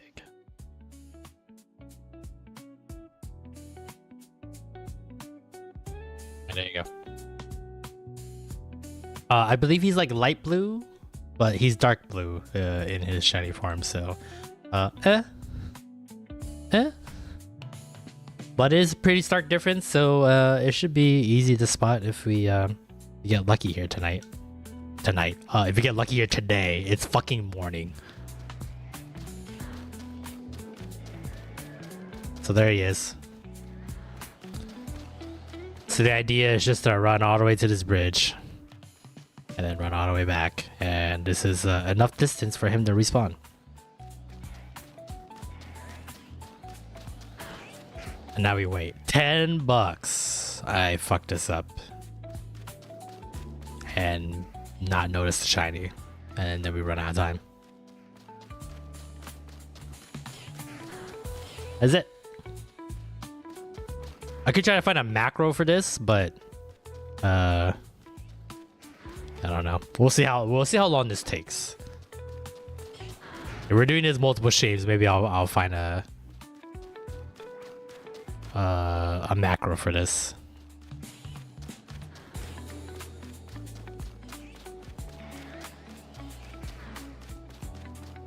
I did get a shiny Machamp too, by the on the way in here, so kind of hoping it won't take too long, because I kind of want to keep that shiny Machamp,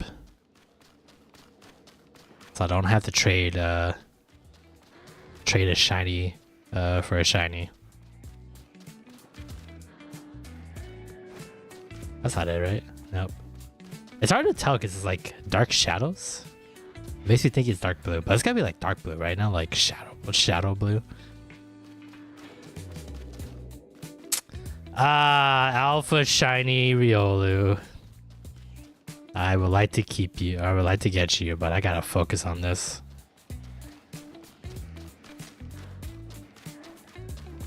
Yeah, I think I have a level 3 alpha on this as well, so.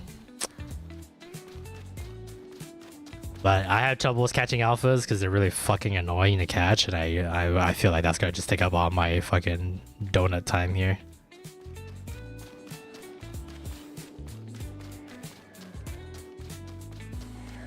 Kinda sad they didn't talk about a mystery dungeon game. Or like they got the spin-off game that like I was thinking they were gonna do with Pokemon XD. But I was hoping for something new. Sadly, no news on the Johto region. I got fucking debated. I'm so sorry. They drew Johto, and I was like, oh shit, that looks really special. They drew it, but then they started drawing all the other fucking generations. I'm like, god damn it. I was really hoping. I think Mystery Dungeon dead. I think so too. Yeah. Kind of sucks, but at least the final Mystery Dungeon game was like, I don't know. I don't want to say the quintessential Mystery Dungeon game, but it definitely felt like it was like everything that they learned, everything that was good about Mystery Dungeon, they put it in that final one. What was it, like Explorers of Sky, right? Was the last one, I think. So it definitely felt like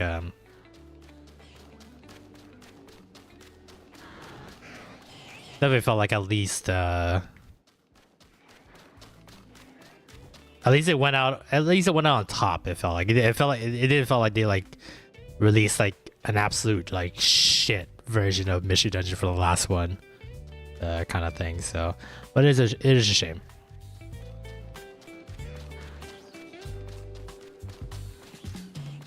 But now that we got the emulators working, and I like the way the emulator looks on stream, play some Mystery Dungeon. I don't know if I ever beat Explorers of Sky too, so that's definitely something to try out. I'm running out of time.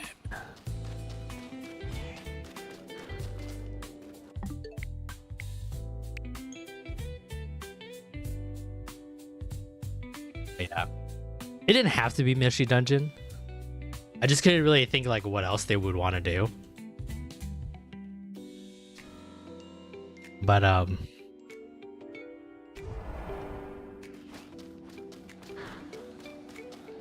why'd you bring him up so close? Why'd you bring him up so close?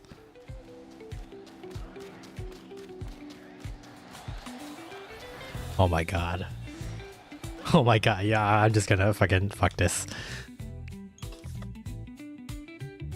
But I was hoping for some kind of like Pokemon spin-off. I know we got Pokopia, and that's supposed to be like your Pokemon spin-off and stuff like that, but I don't know. Oh, fuck this noise.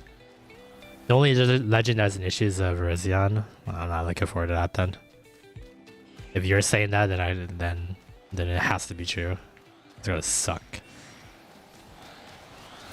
I mean, I was already complaining on the Latios one, and I felt like the Latios one is probably like one of the easiest ones. So like, from what I've like looked at for like 2 seconds, I'm already hating this. I'm already hating the fact that the cars are like really close. Can you just like fuck off? I can't deal with this. I can't deal with the fact that you're like in my fucking face. Oh shit, everybody's already posting their fucking reaction videos to Winds and Waves.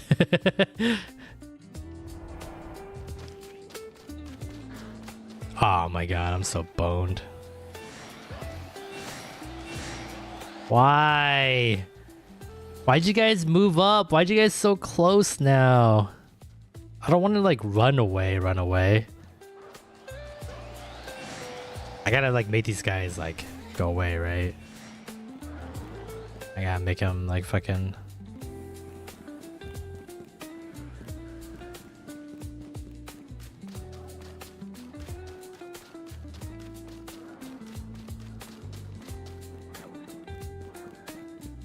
Stop spawning. But yeah, I was just kind of hoping for something to like whet the appetite a little bit, you know? Because they didn't like, I don't know, they didn't seem to have like any problems like doing that back in the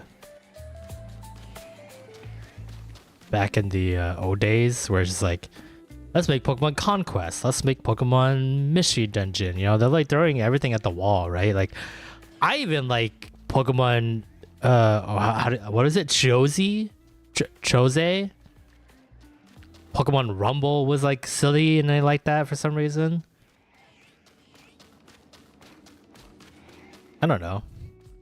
I were like doing different stuff, so I am kind of curious. I did see. I still never got that question that they did. Pokemon Dash, yeah, Pokemon Dash. Poke Park. You know, they try to do different stuff,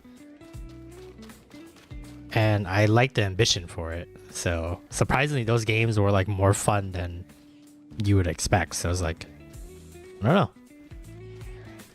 They were doing pretty good on it.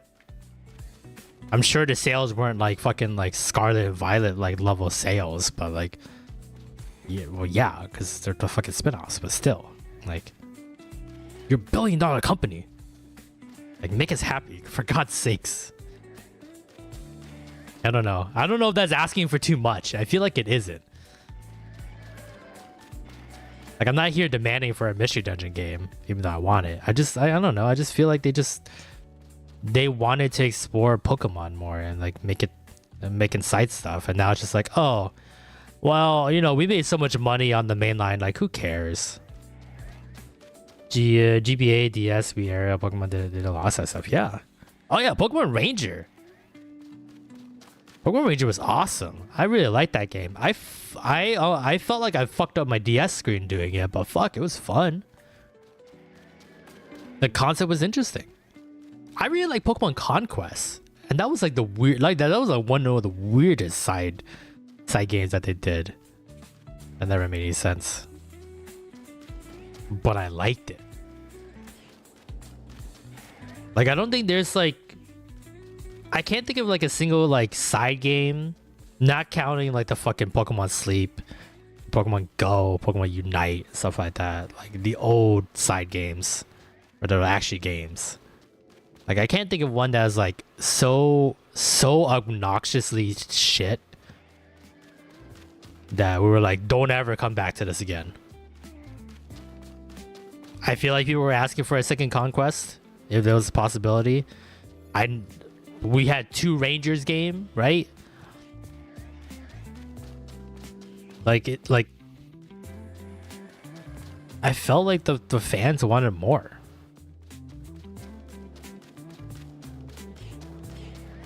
So where is it?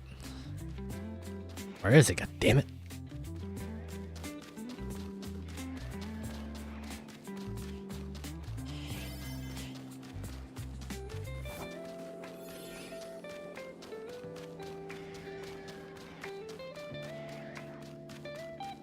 Pokemon 2 was a very fun kiddie game. It's very kid friendly, but adults can enjoy too with how it showed us. Yeah, like, I don't know. I just like, I mean, the one that like everyone will love to have again, out of like all the side games, is Pokemon Stadium.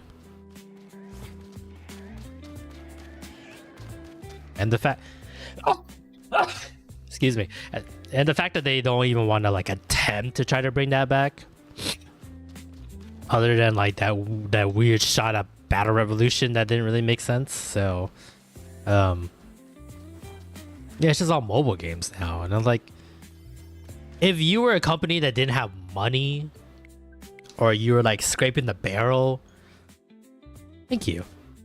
You know, like, okay, I get it. You know, you gotta make your monies back, and you gotta, you know, we gotta restart the company with the money you can make on a gacha game on mobile. I totally get it. But like, but it's those kind of things. It's just like, but you're not though. You're not like, you're not hemorrhaging money. So like, what's the fucking deal? What the fuck are we doing? And the crazy thing is, like, they can have both. They can have both the mobile games and fucking like the side games. You gotta be shitting my nuts. If there's not enough people, like, people who can make video games, and you gotta be shitting my nuts if there's not enough people that want to work for the Pokemon company and make a fucking side game for them. No fucking shot that they can't find enough talented people out there. Whoops. Or like, let me fix my mic here. Or like Japan loves doing this, like I don't know if like they do it for like every like type of career or job, but I know they do this for like voice acting and like the like animation the part like careers, or like they literally have like voice acting schools, and like they basically like it's like the minor leagues for baseball, right? And they just like work up, like train these kids, and then they work them into their companies. So like I can't imagine that there isn't enough kids that are like, I love Pokemon, I want to become a video game developer. I see Masuda and I love the way he did shit. Like I want to learn, and it's like I can't like why hasn't Nintendo or Pokemon just made like an absolute like fucking unit of like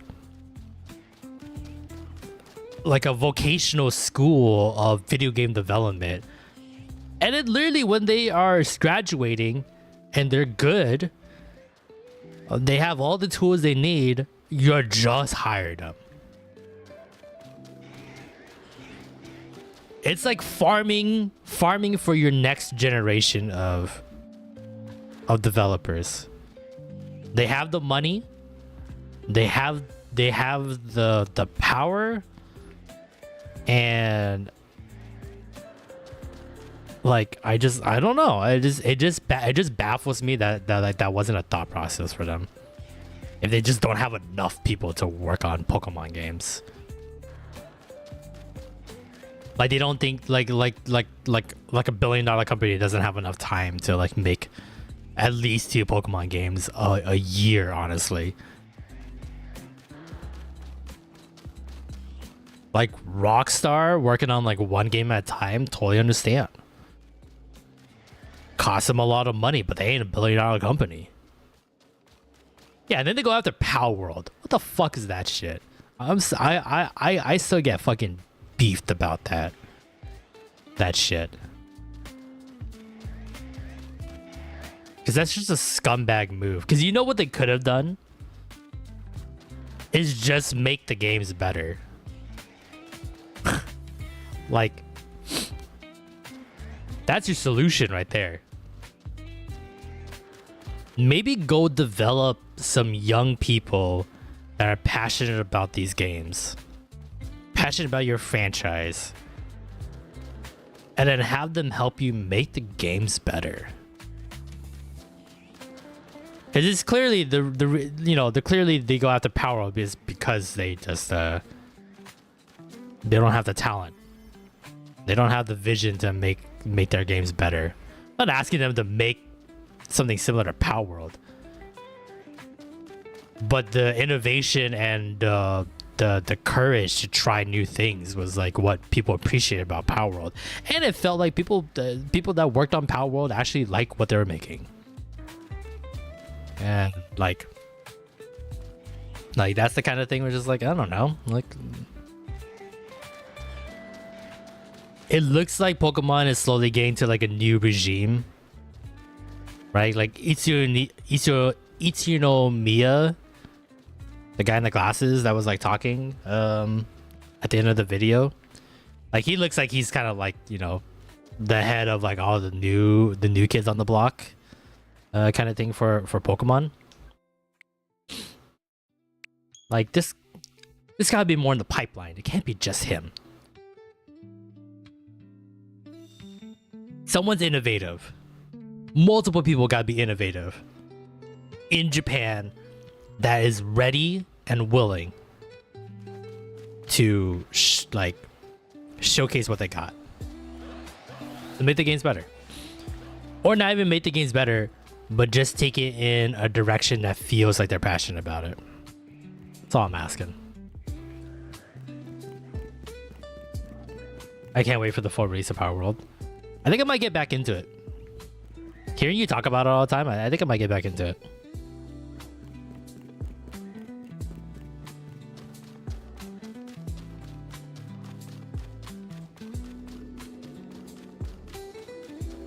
All the old guys stepped down, and the growing pains for the new people was very painful. Yeah, absolutely.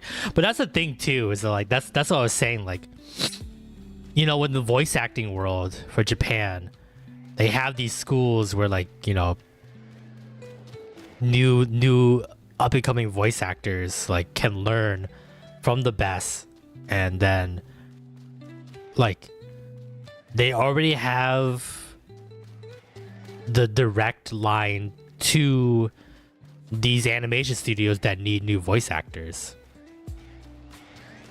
And there's like, this whole problem could have been solved for Pokemon if they had just done that. If they had just gotten new people under their wing and like fucking be a mentor. Because that's how it is for anything in life, right? You know, like if you're at the top of your career, like, yeah, be innovative, change the world, you know, do what you gotta do in your field to like absolutely fucking show off, right? But sooner or later, you're gonna get to a point in your life that's like, you gotta be a mentor. You gotta raise the new generation of people in that field so they can carry on and, you know, continue to move the needle and move the industry. It's just, I don't know. Power is so much better now than back then, and it was already a full game. Yeah. I mean, I loved it when it first came out beta. Like I was like I remember streaming those beta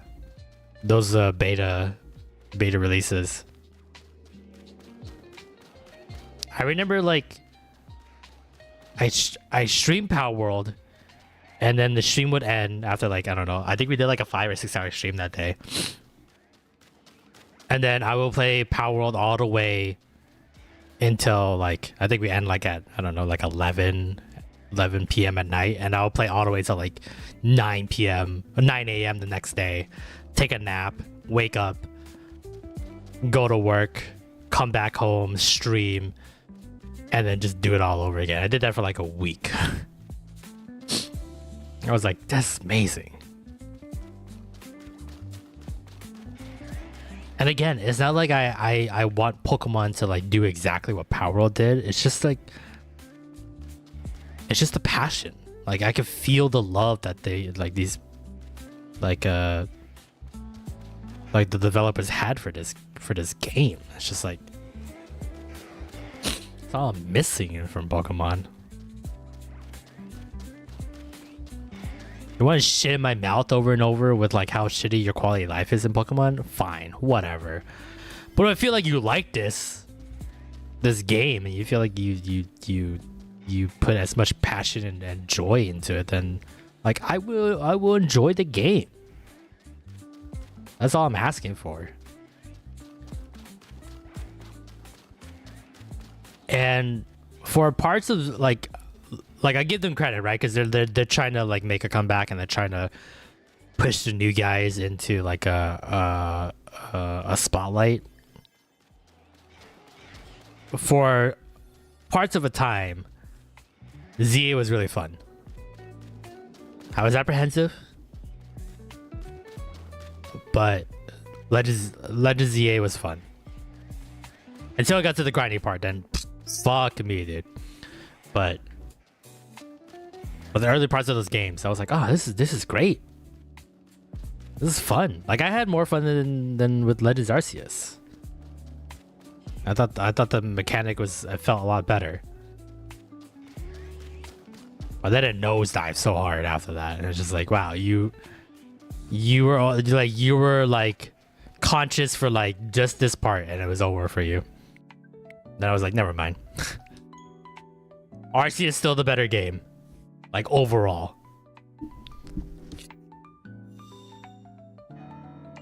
But like, goddamn, you had it for a second.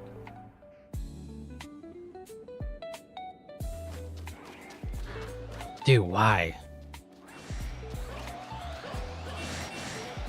I have to waste so many like my calories fucking moving these guys back to their original spots.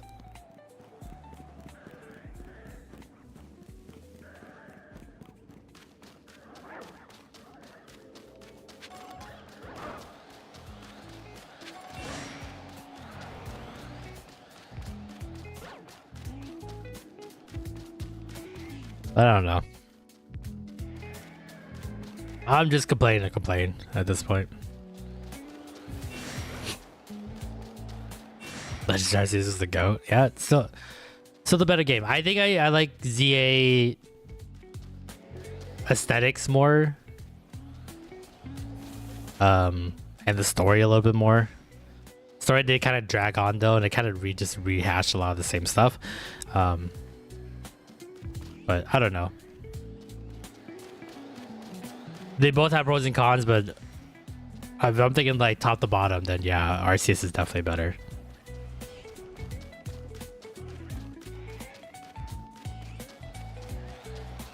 But it talks about like which one I had more fun with, especially since like I played Arceus like recently before ZA came out, so like I had like both of them kind of fresh in my mind a little bit. I did have more fun with ZA, so.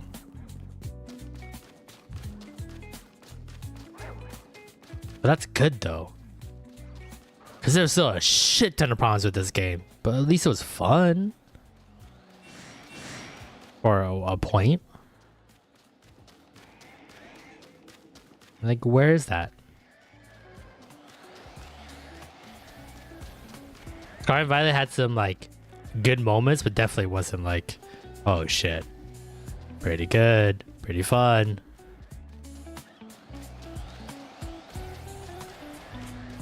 Story only got good like at the very end, which is really unfortunate because I really like the twist of Scarlet Violet.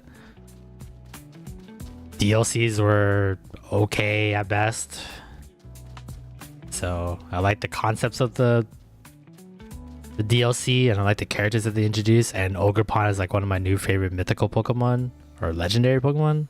I think Ogerpon's considered legendary. I'm not actually no mythical.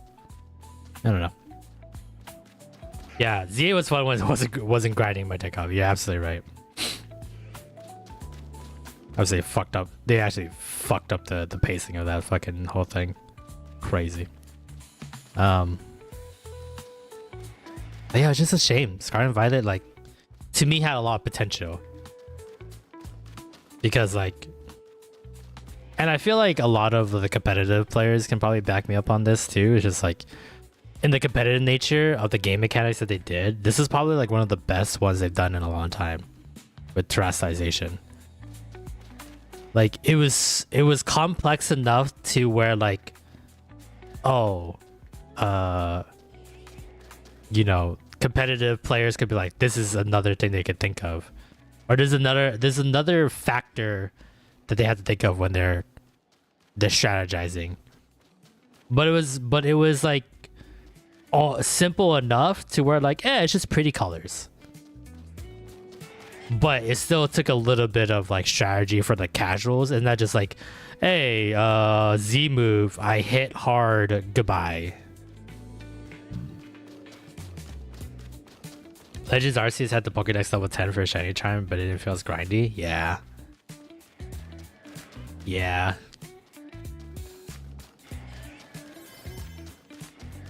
I don't know, they both felt grindy. I think I just liked the grind for the shiny charm in this game because a good chunk of it was I just used my macro controller, so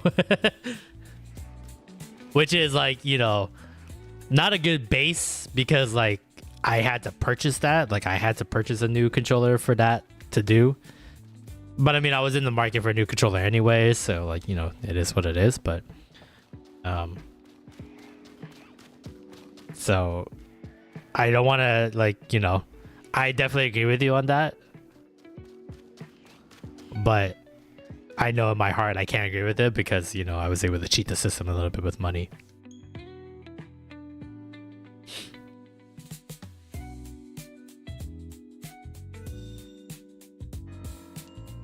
Like, I'm pretty sure we did like what, like 2 or 3 streams of like trying to get the shiny charm on stream. And like, I don't know. The biggest problem with like getting the shiny charm in this game was like just the fucking battles, right? And it's just like, all I had to do was set up a macro controller, and then I didn't have to worry about it anymore. But the problem is that like, it's the fact that you have to pay money just to like get around that. Or the fact that like, if you didn't even want to do that, you buy the DLC and they gave you more tasks to get. Like, I didn't really like how they like had to like make you do every task perfectly just to get it. I used an alpha card trap at a low-level restaurant with Sand Tomb and Rock Helmet for the 1,000 battles. I don't even remember what I used. I don't think I used like anything in particular. I just put my strongest Pokemon out in front, and I just macroed the fuck out of that 1,000 battles. I just went to bed for like a night, and I woke up and I had my 1,000 battles in the bank. So, use my $20 turbo controller. Yeah. But that's what gives it the knock, right? Is that the fact that like we had to use external factors to grind for us. Where like couldn't do that on Legends Arceus. Like I suffered. I went through the grind on stream and off stream to get to that shiny charm. It made me work for it. Which is totally fine. I mean, I get it.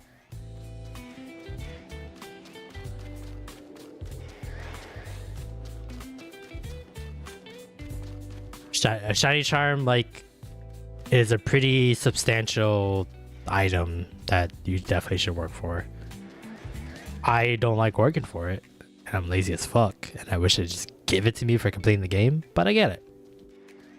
I'm not gonna complain. Especially since like it's optional, right? I don't need to get shiny Pokemon. No one's forcing me to do the shiny living dex challenge.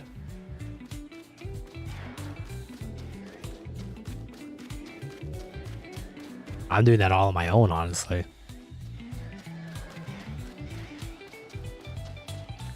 Yeah, it's just like the margin for error was so tiny. I just didn't understand.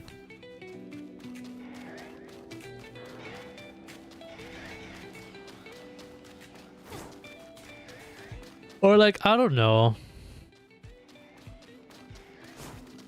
I don't know why we're adding like so much more to like the shiny charm. Or like, what's wrong with just filling up the Pokedex and catching all the Pokemon before you get the shiny charm? You gotta get what every Pokemon wants, right? You don't even have to have a living dex of it.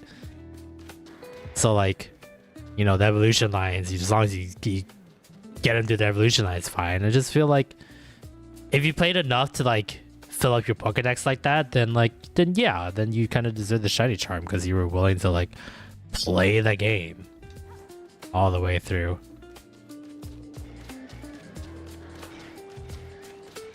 Like, I don't know, like I've never had an incentive to catch every Pokemon. I'm not one of those kind of guys that's like, I gotta catch them all. I get my favorites, or I get the Pokemon that I'm interested in. I wanted to try to do the story, and that's it. So at best, I'll get like 12 to 15 Pokemon in a run. Even when the game was like completely brand new, coming out, and like you should just be catching every Pokemon because you don't know what they are, right? Just like, I don't know. Even then, I was just like, yeah, I don't really like that one. Yeah, I like this one. Then when you play a second, third time, it's like, oh, you know what? I kind of like that one now. You know, that one doesn't look as bad as I thought originally. I'll catch it this time. And then that's how I learn about the different Pokemon from there.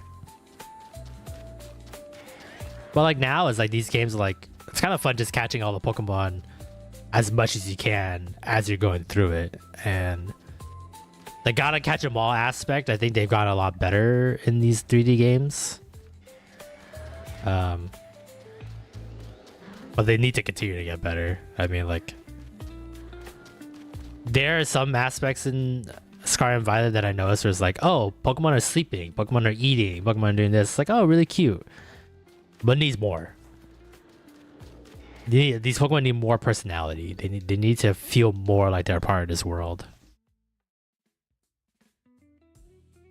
They only do it for like certain Pokemon that they have an idea of or like whatever, and they're just like, yeah, it's fine. We got a couple. It'll do. Like for this game, right? Like when a wild Trubbish sees you and it sees you have a Pokeball out, it does like a little dance. because it wants you to catch it because it's trubbish. It knows it's trash and is doing whatever it can to appeal to you. And that's fucking adorable. But also trubbish is trash. But adorable. That is like willing to like go through the effort to like do you a little jig. Just in the hopes that you would think about capturing it. And I think that's really cute.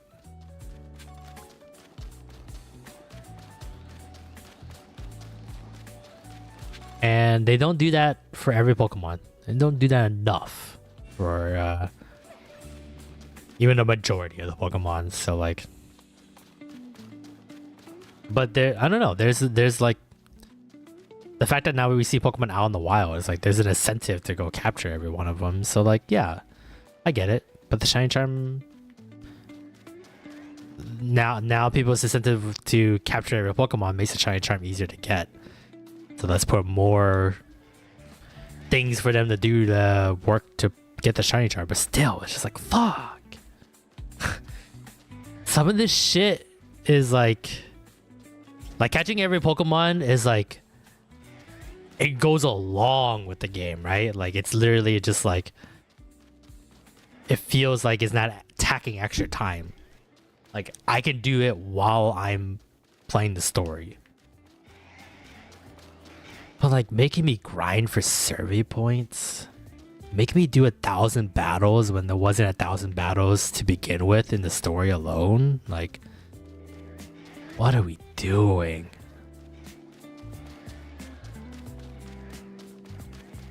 Like, if I had to do 1,000 battles in the battle royale alone, like how many letters there are? 26, right? Even if like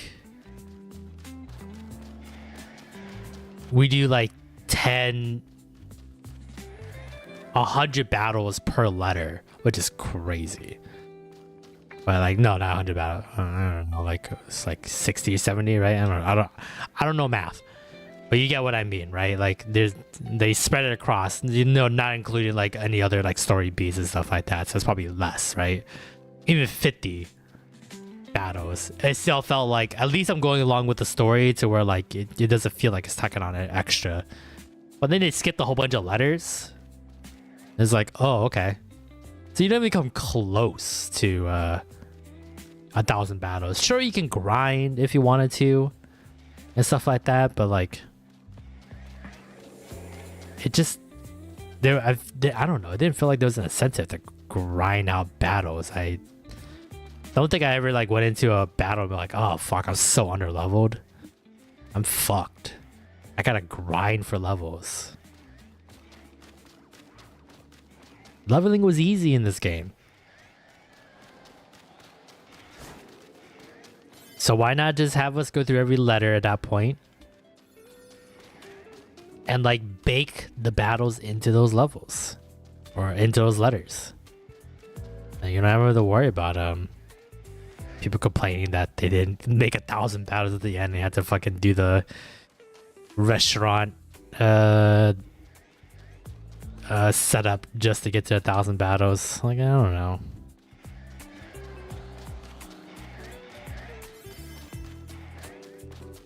Another like pointless complaining, but I don't know. This is what I feel. Again, ZA did some good stuff. There's just a lot of other stuff that they gotta fix. And when they finally make Legends Johto, then it'd be great. Or, I don't know. That's not gonna be called Legends Johto. It's probably gonna be like Legends Samurai or something like that, right? Something that like fits the theme of old samurai Yo times. Pokemon Legends Inshin, you know, like fucking let's bring Kiru back from the good old times of samurai world.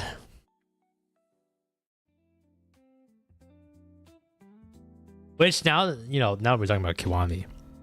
Now that I'm talking about Kiwami, I think I'm gonna try to see if I can like either emulate it or like try to get a copy of the Yakuza remastered.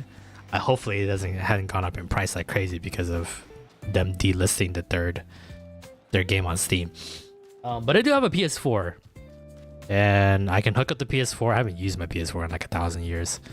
I was thinking about just getting the remastered and like let's not wait for 3, 4, and 5 to be all, you know. I know they said they weren't gonna do Kiwami anymore, and they're gonna like do a new thing for 4 and 5. It seems like to like align themselves. But I think I owe it to the Yakuza series to play the originals and know the original story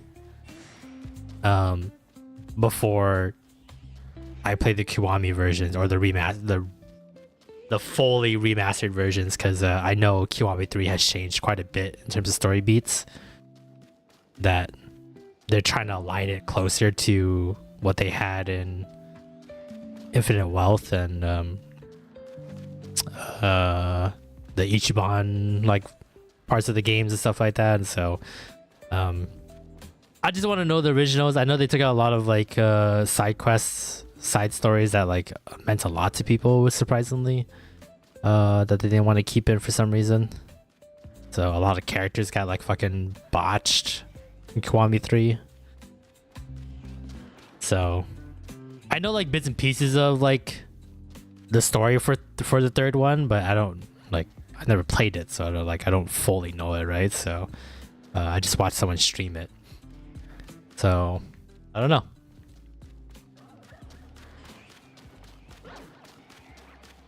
I think I should play the original first and then play Kiwami 3. So one, save me a little bit of money on my wallet, which I can point towards Bacopia. But two, we don't have to wait. I think like in a span of the year, I'll try to fit some other stuff in between. But I think I'm gonna go heavy on Yakuza a little bit and knock them out. So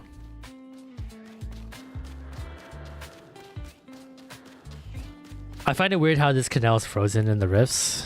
Yeah, I don't really get it either.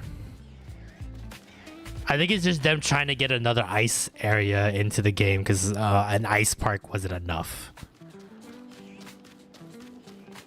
And this is their only way of doing it somehow for some reason.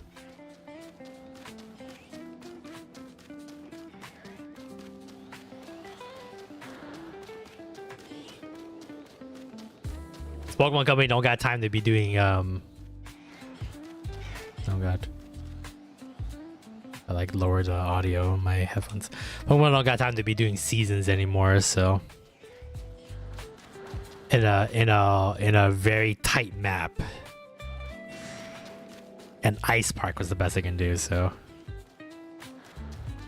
where do ice types go? Into area 12, yeah. And then no one's ever explained why it's only been fucking freezing there. Is it because the ice Pokemon are there that they brought the snowstorm?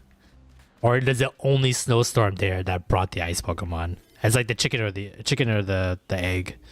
What came first? Was it ice Pokemon that brought ice?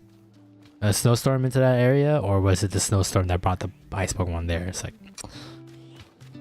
I don't know. And if there was an NPC that explained it, I never found it because I suck at reading.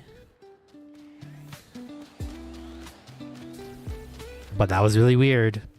I really like the area too. Like I like the idea of like the park being like this like icy like fun winter wonderland kind of thing. But I'm just like, why just this area? Like did cause Ritsuko did that on purpose? Like when they like made it into a wild zone, did they just like fucking create a like forever snowstorm inside that area for those Pokemon? I think I would have accepted that wild zone better if there was that explanation. So think an NPC said something about the same tech Wolfric used in his gym for the area. Okay. See, no, I can accept it a little bit better now. If there was a purpose for it, and it was the purpose that they wanted to make the Pokemon feel at home.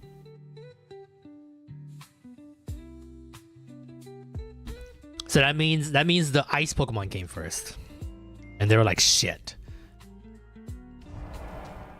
We gotta make it hospitable for the ice Pokemon. Or I don't know, maybe they were just like, no one wants to come to this park now that we make it into a winter wonderland. His gym is the reason that Snowball City's winter. Oh yeah. That was his lore, huh? I totally forgot about that. I totally forgot about Warfric as a gym leader.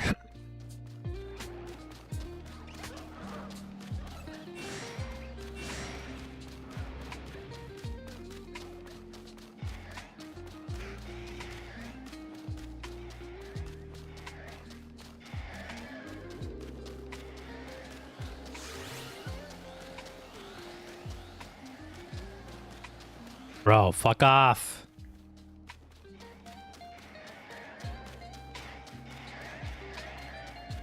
Okay, I'm getting better at like moving these Lucarios back. It does take up calories though, and it really pisses me off, but it's fine. Not like I can't just reset.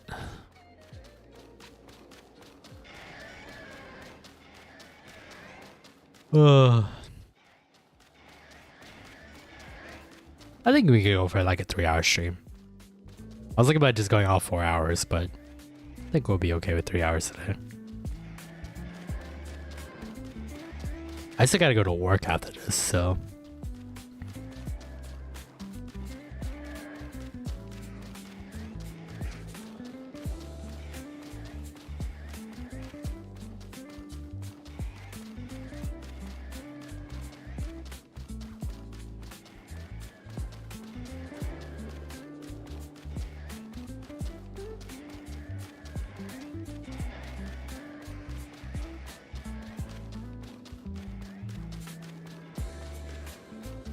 Yeah, I'm never gonna get that after Lucario back.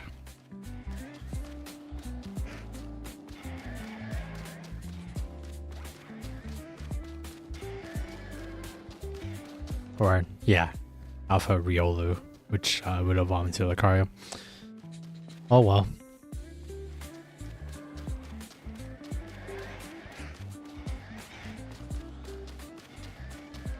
According to the Snowbell City's map description, the cold air of the gym is the reason behind the city's wintry state.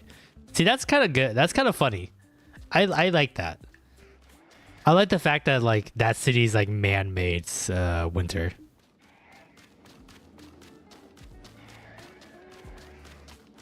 Okay, you know what? I kind of accept the Area 12 better of the Wild Zone. Still wish it was bigger and like a cooler park. But I like the idea of a park being a winter wonderland like that. And the fact that they borrowed tech from Wolfric to make it happen. I like it better. Don't like how it's the only one. And the fact that we only had like 3 different areas. But you know what? Baby steps.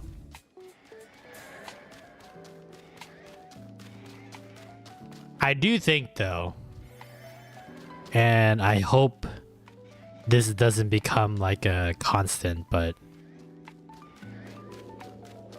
I like, as much as I get why they try to do the wild zones, because they just, I don't know, they didn't think you can handle it, or they don't know how to program it, but I do think crutching themselves with like secluded areas or like zoned areas for like where the wild Pokemon are is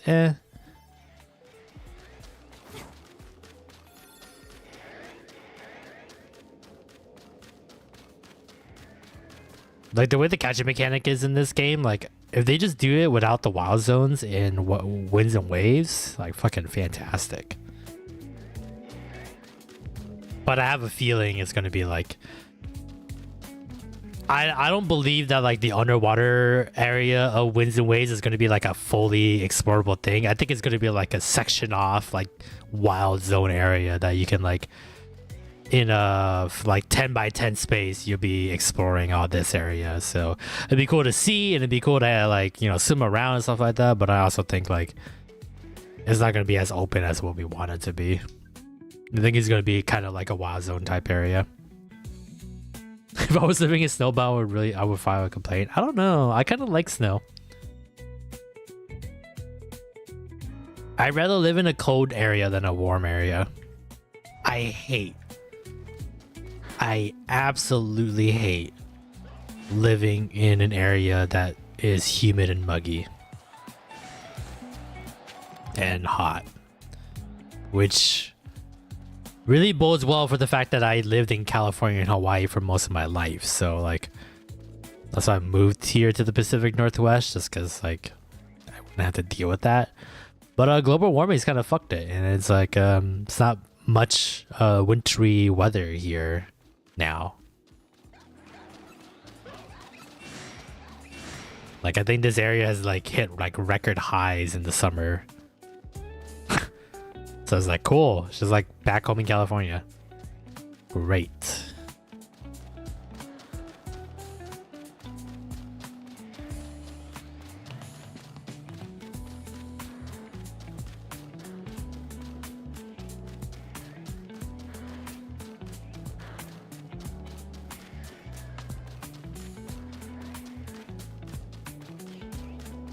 Don't forget GameChops. What a thing to lock behind paid content. Is like what, 4 Mega Evolutions, the Raichus, the Lucario, and now Garchomp.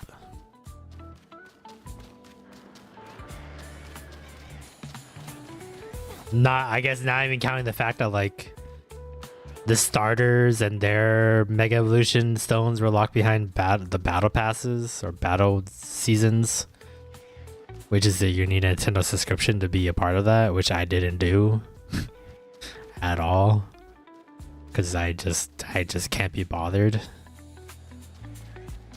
Was it free on mystery gift? Oh man, they made it sound like you like had to have the DLC.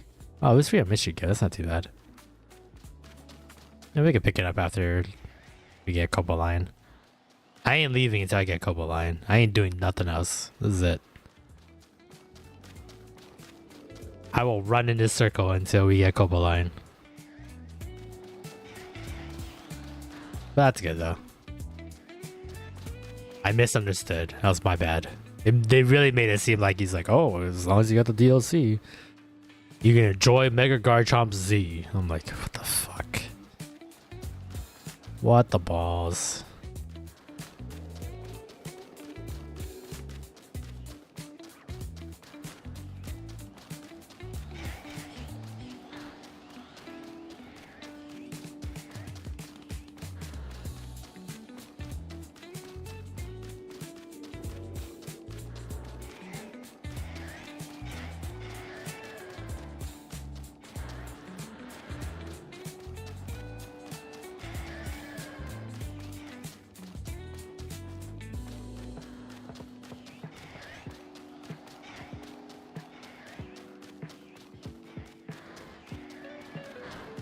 This thing's never gonna be fucking shiny.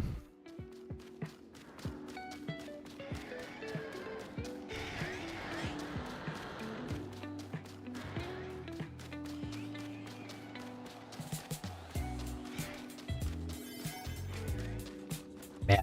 Now, but I am thinking though, now that we know Pokemon for sure won't be this holiday season. Has to be Mario. Mario Day's coming. And I think it's the 40th anniversary for Mario as well. So it's like I haven't really heard much news other than like the Mario Galaxy movie. So it's like Mario Galaxy movie comes out this year, and then new 3D Mario game, which is I assume Odyssey 2, or because Mario Galaxy movie is coming out is Super Mario Galaxy 3, which would be amazing. But honestly, I feel like Odyssey and Galaxy are like not too far apart from each other in terms of theming, so it's like, I don't know. They're probably just gonna make an Odyssey too. Like the only massive difference between like Galaxy and Odyssey off the top of my head is just like, oh, there's gravity type levels, you know. But it's like, you just throw that in Odyssey too. Honestly, you could just make a whole world that's just like about gravity.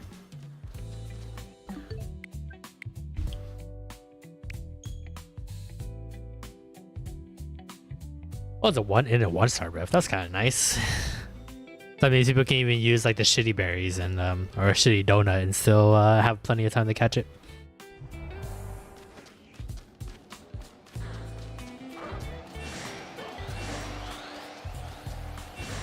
Come on, you fucks.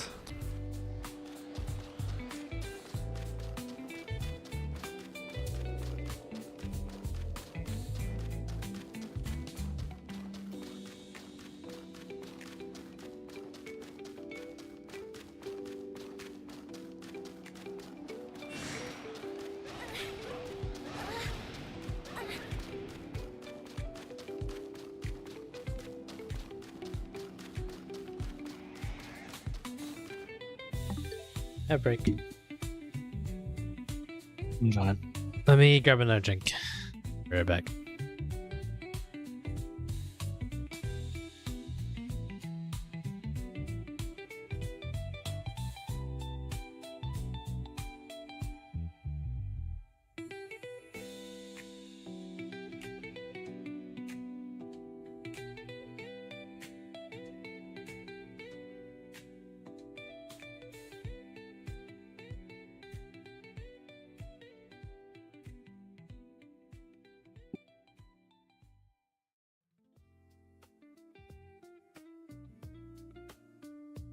Fuck, I might just call out work today. So irresponsible. It's not a good idea. Not a good idea whatsoever.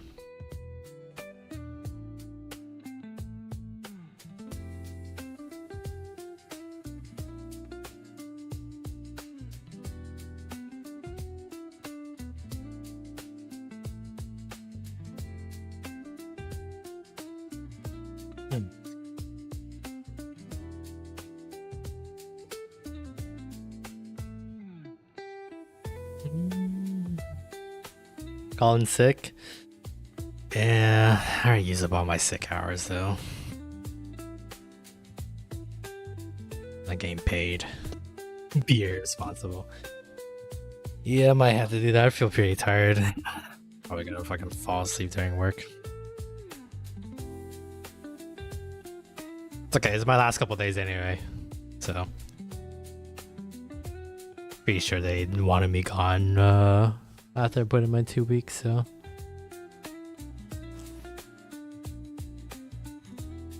hopefully I find a new job soon.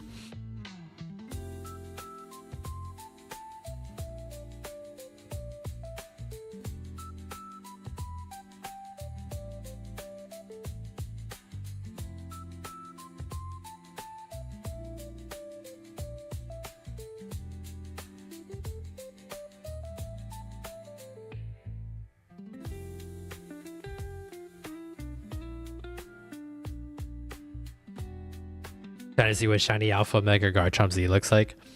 Holy shit. Gigantic fucking plane coming down. Plane land shark to come down and like eat you alive. That's crazy. That'd be huge. Oh, imagine him like flying over you and he just like engulfs you in his shadow. That must be super cool to see. Oh, it's mid? Aww. Aww. That's a shame.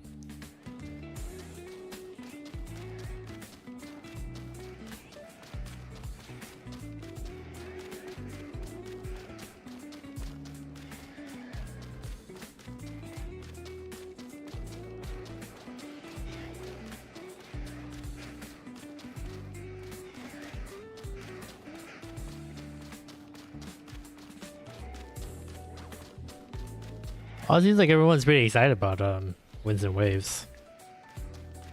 Again, like all the notifications of like all the reaction videos and everyone, all the titles seem like they all like it. Hell yeah. Can't wait to dissect it when it comes out.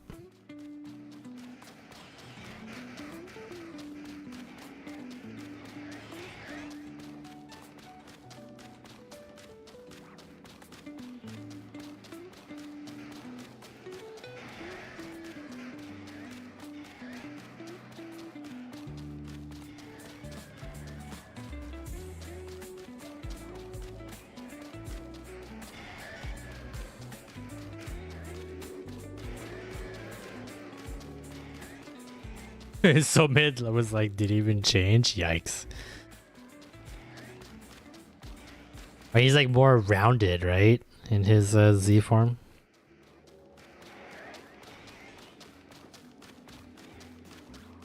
He's like kind of sharp in his just regular mega evolve form.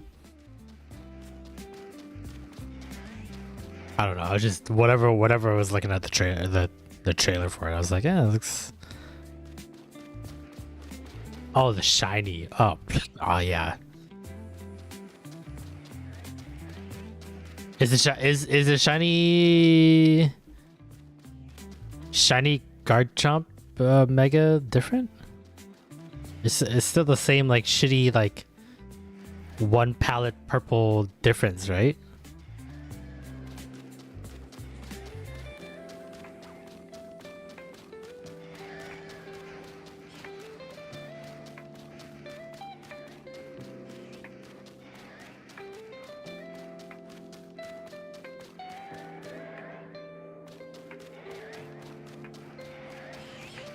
Oh, bright pink?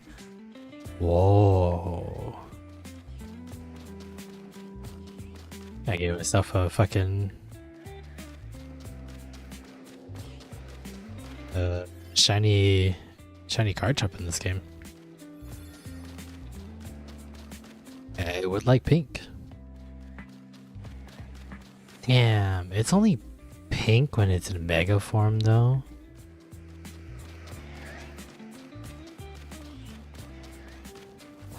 Why not just have the whole line be pink at that point?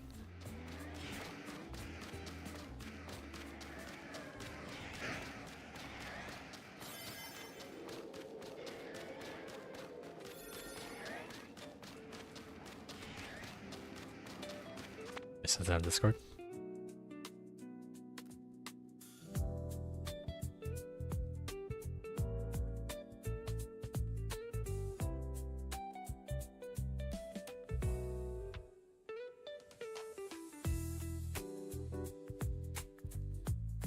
Look at that.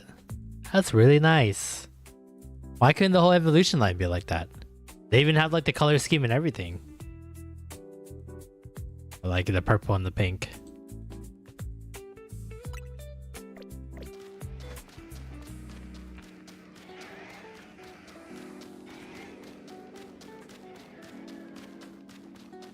Oh, Pokemon Company. Make some odd ass decisions.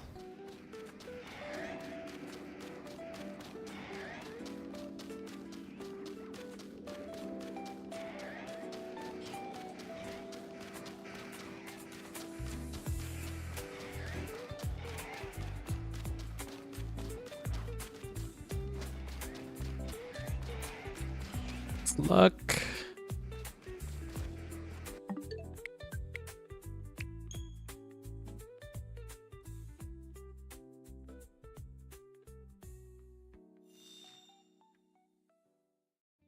I'm sorry, I think I may have spoke too early about how much I hated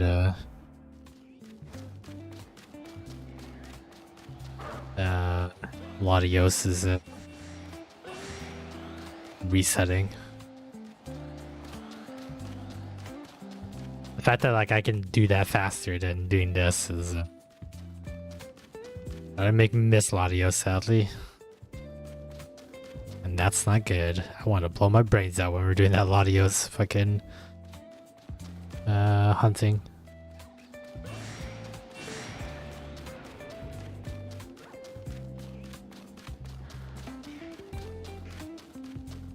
Oh, this running back and forth shit? I'm assuming it's gonna be like that for some of the other Pokemon, other legendaries.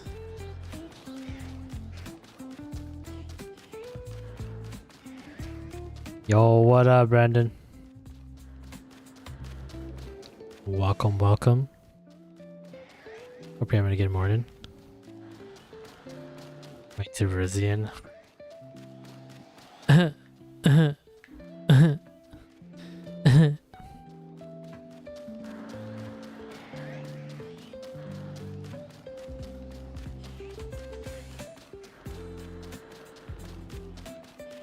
I'm boned. I'm boned. I already hate this.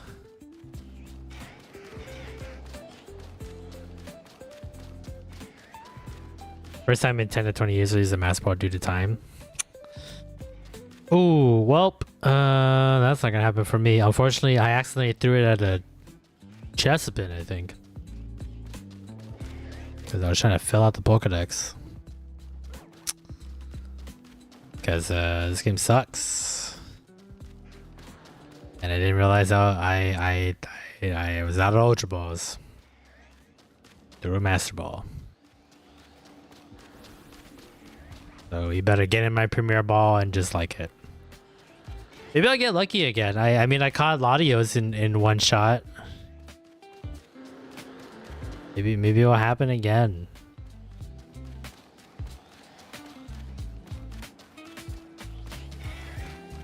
Not. That one's probably gonna give me like the worst fucking migraine of my life. Ugh.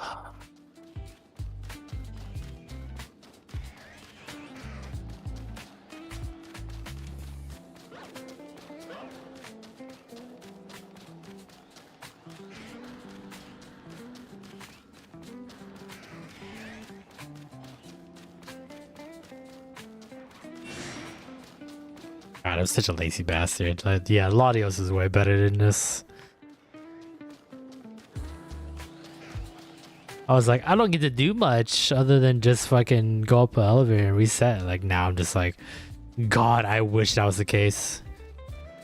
With how far you travel just to walk to reset this motherfucker, and like every time it's not the shiny, it's like, ugh.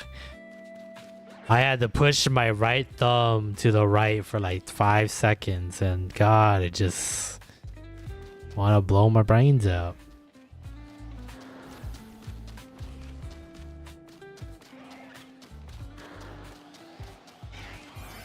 Yeah, I don't like the run and reset shiny hunting. Cause you know what this reminds me of? It reminds me of egg hunting. And we all know how much I fucking despise egg hunting. Scarlet and Violet ruined that for me. Once I get a copy of Pokemon Sword from Lance, and we do the egg hunting in that game, I'm gonna be like, okay, maybe maybe it won't be so bad. Maybe I'll be happy again with egg hunting. The Scarlet and Violet absolutely fucking ruined that for me. And we still have to go back. I only have one Fuecoco. Now 3 that I need. And we haven't even attempted Quaxley yet. And unfortunately, Pokemon Winds and Waves doesn't come out to 2027. So there's still like literally 2 years. A little under 2 years for me to go make those eggs and get those starters. There's like no fucking excuse for me to not go get those starters and their shiny forms. No excuse. And I wish I can just trade those Pokemon into Sword and Shield and then do the egg hunting on that game, but unfortunately, that is not the case. And honestly, I don't know how many Pokemon are faster egg hunting than it is like regular hunting in Sword and Shield. I haven't done the research on what that would look like, but I can't imagine we'd be doing it a lot.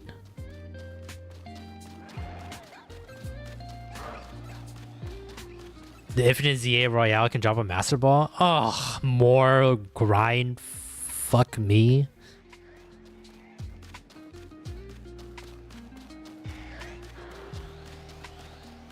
One is guaranteed. Oh. Is that after like doing your, was it like 20? Right? Yeah, do like 20 times. You get like a prize for every time you do it. I'm assuming that's like maybe the 20th one. Fuck me. Fuck me, mate. I mean, I gotta do that anyway, right? To get, I always forget his name.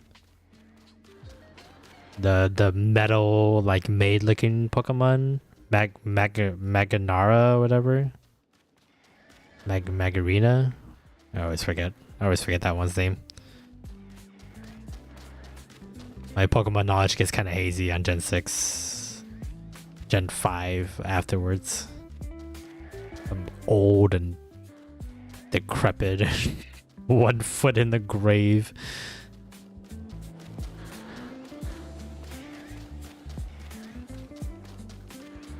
Anyone unlocks a good money side quest? Ooh, I should probably do that. Yeah, Megurna. There you go. That's the one. I still have to do that. Still have to do that bullshit. I just went like straight to shiny hunting once I got the shiny charm. So I was like, fuck the Infinite Royale. Shit sucks. I hate building up survey points. Or in that case, Royale points, whatever. In other words, I don't like it.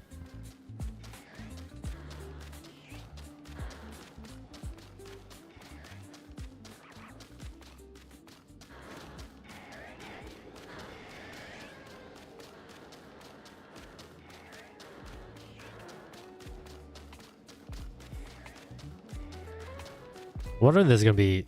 I got it on it. No one watches these streams. I wonder if there's gonna be people that are gonna come in and like ask to play with me and with Pokopia. We haven't had it in a while.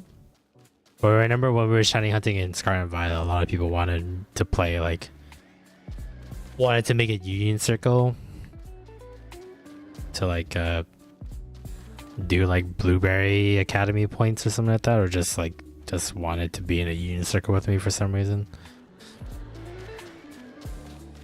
Now that we saw the Pokopia, I was gonna say it wrong. Is that it doesn't look like it was separate islands that like you have to work on for multiplayer and single player. It just looked like you can invite other friends into your island and they can help you work on your island. So you're only getting one island.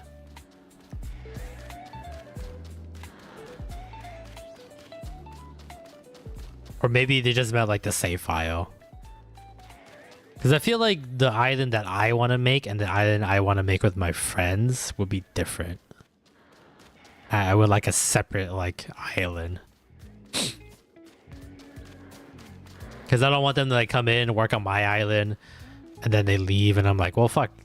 I am stuck with this one island. I don't want it to look like this. It looked good for when all of us were here, but like it's not how I want it.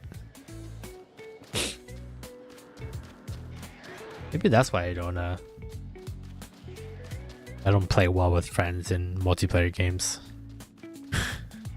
I always want it my way. But I am excited for multiplayer for Pokopia. I think GameChops has missed stats. Is that what you posted on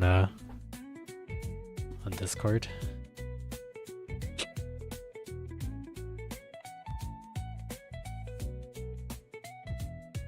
It lowered his attack.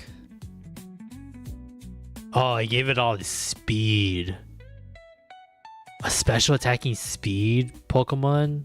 Special attack's not even that much better. It only put 21 points in that. Wow, it is like a glass cannon. It made it like way less tanky.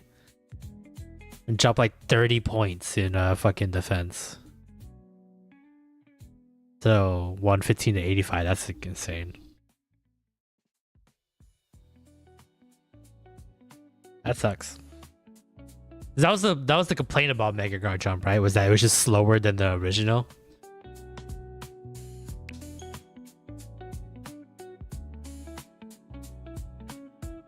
It looks like they took that to heart and just like flipped everything else that was good about Mega Guard Jump.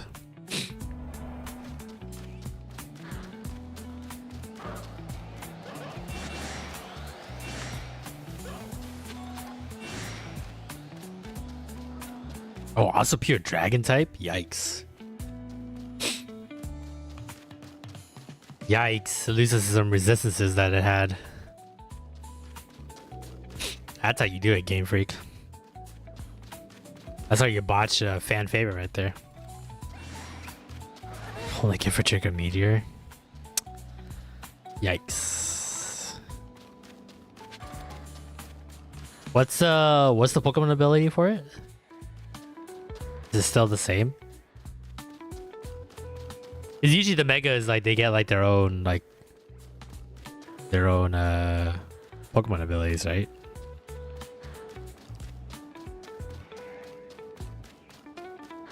I can't even imagine what would be a good one for Garchomp. Maybe just Intimidate?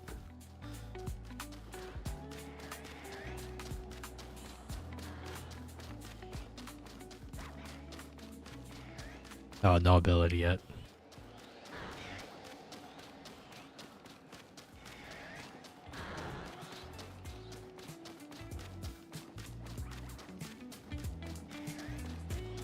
Damn. Really botched Mega Garchomp, man.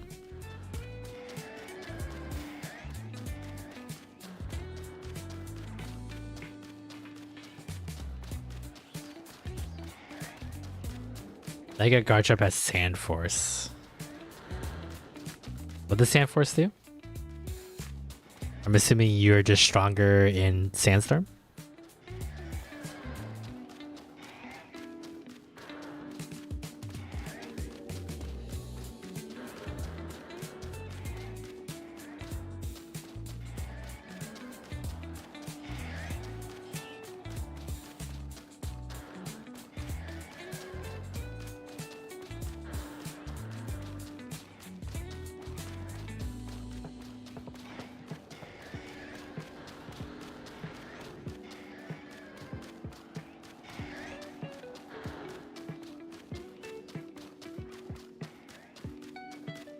Who's Ground, Rocks, and Stimu's Sandstorm? That's not too bad.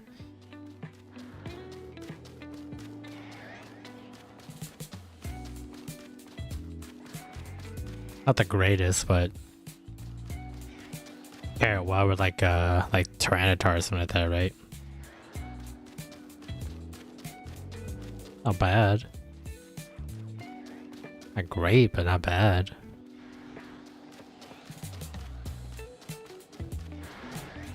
Too bad it's slow as shit.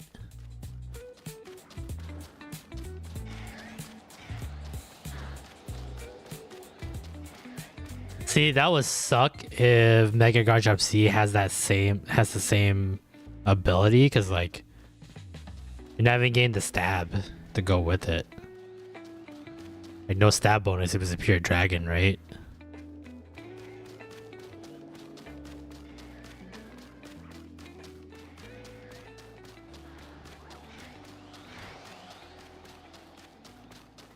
Yeah, by 30%, it's like that's something to scoff at.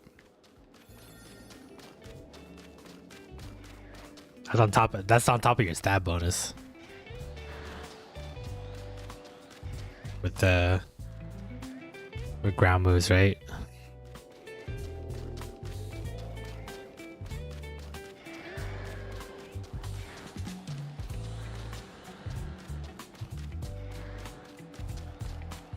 Mega Escadra better have Sand Force.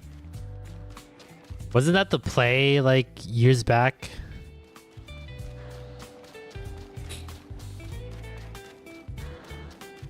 Wasn't like Tyranitar with like a, what was it, Escadrill that like had Sand Force or something like that?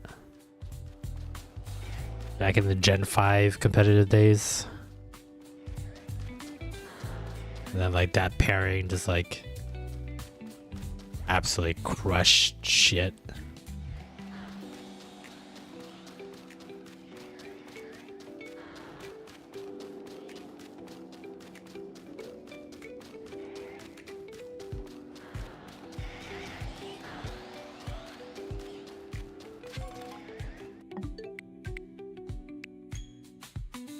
Right? Okay, yeah.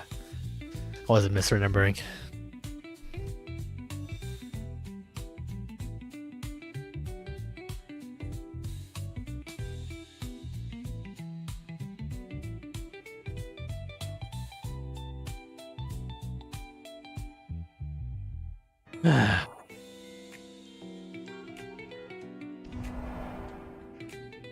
I think I got about like maybe 3 more resets in me.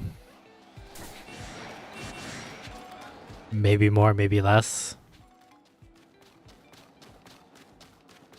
110 HP, 135 attack, 88 speed for normal Escadrill. Pretty good. Pretty decent. But definitely, that's why I really like the fact that like double battles for Pokemon is like the format for competitive. Just because it gives chances for like Pokemon like Escadrill or like on paper, okay Pokemon, right? Decent. Not amazing though. But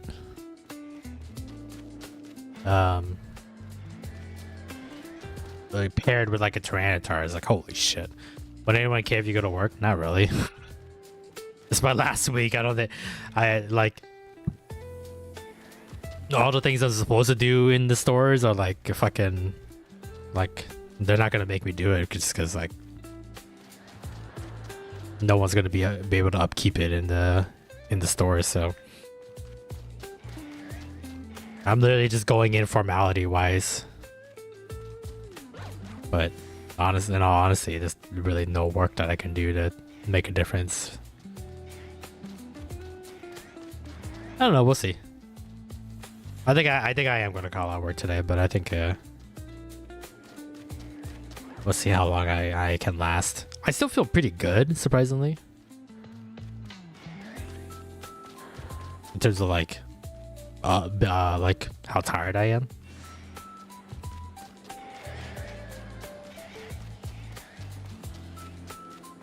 So maybe I can hit the 4-hour mark.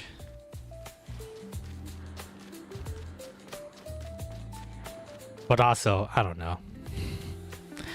I never think these shiny hunting streams like people want to watch the entire time, or even like parts of it or any of it.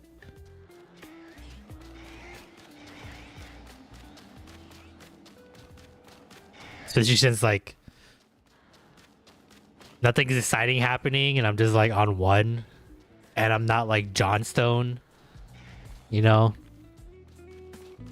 Or like I think he's like working on like a Professor Oak shiny run right now video, and he's like I think he's done like I think he's been like hunting Gumi for like 3 days now. This is the second least painful shiny legendary hunt. Latios these. Are you fucking kidding me? This is the second easiest? Fuck. Yeah, we joke. Okay, what did you put Latios? Is he like in the middle? Was he like the average easiest one?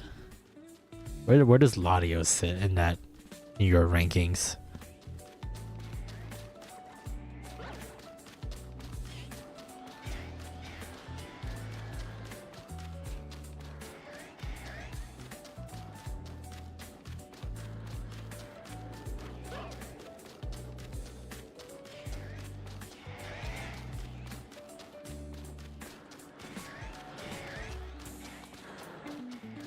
Oh, Latios was the easiest. I read that as Latios. Sorry. In my head, I thought I read Latios, but I'm pretty sure I out loud I said Latios. Where does Latios lay on that actually? On the like easy to hard scale? If Latios is the easiest and Virizion is the worst, where does Latios stand?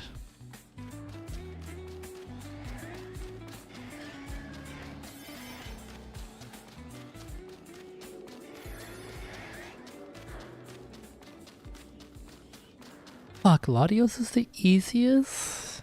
I wanted to kill myself. I was literally learning how to count up to 25 in Spanish. We counted up to 10 in French and like 1 in Chinese while we were fucking hunting for Latios.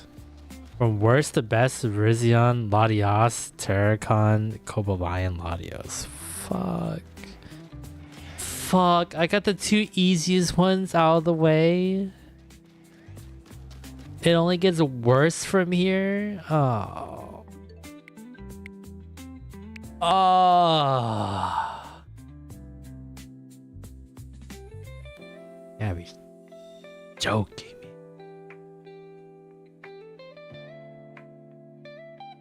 Yeah, be shitting on my nuts.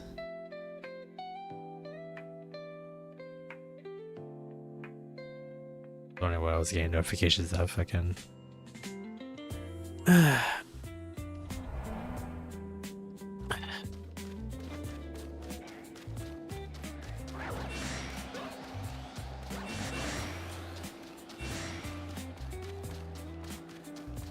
As if and when you get them. Surprisingly, I didn't have to wait too long between Cobalion and Latios. It was only like 2 scans. I just wish that like the wait between the legendaries in terms of the scans was for the harder ones, not the easier ones.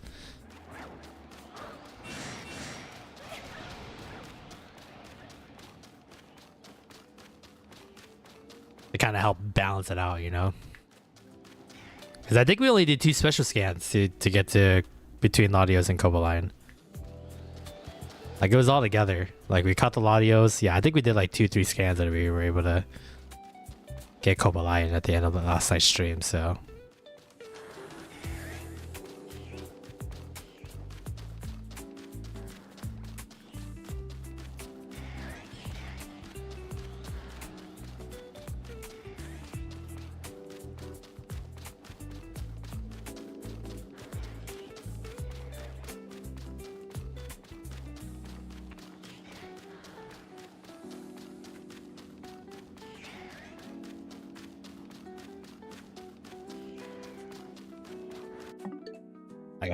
I gotta turn on some like some banger hip hop beats.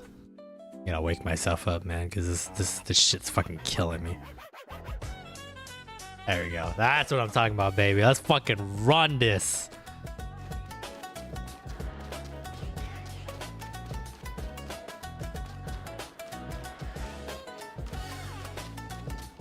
Latios is a coin flip if it's easy or hard. Depends if you get docile Pokemon or aggressive Pokemon. Ugh.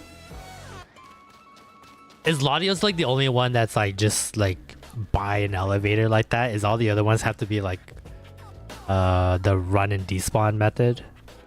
Is that why these Pokemon get fucking annoying? Was Latios like the only one that did that? You can just like soft reset into a elevator. I don't know why I went after that Gimme Cool coin.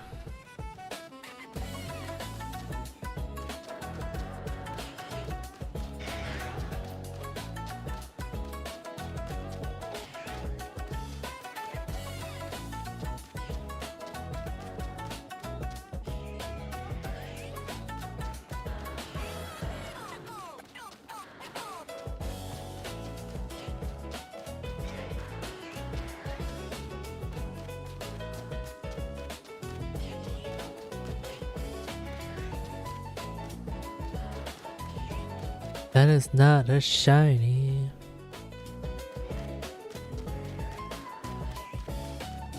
Terracon is next to the elevator too, but you gotta run up to him for him to spawn and run back down to the elevator. Lame.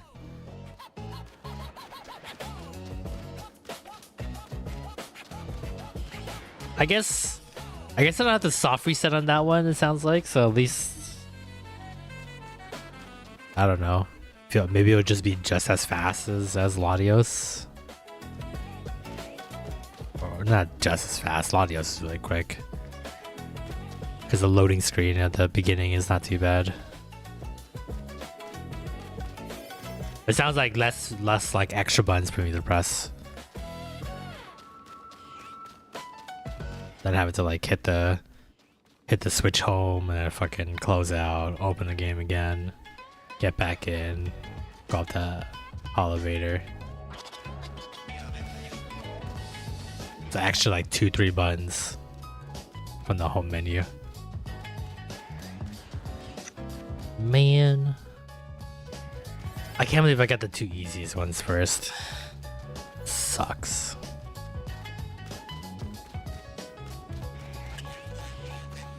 I recommend Ashin John's videos. Ashin John plays videos on it. Yeah, I remember watching it, but just, you know. Oh, how the memory forgets easily. But yeah, I think I watched it for the Latios one. It's just easier. I found like a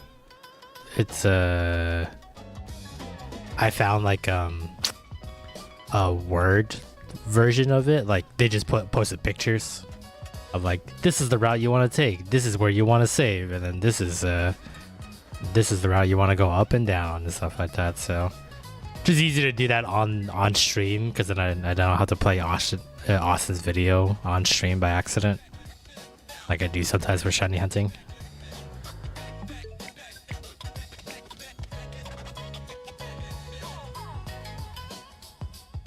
I could just read it. I don't have to listen to it.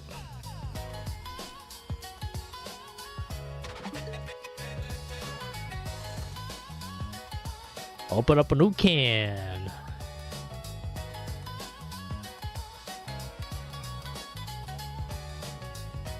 Alright, Daddy's back in it. Wow, why am I getting so many notifications? Oh, Pirate Software. Oh, I see.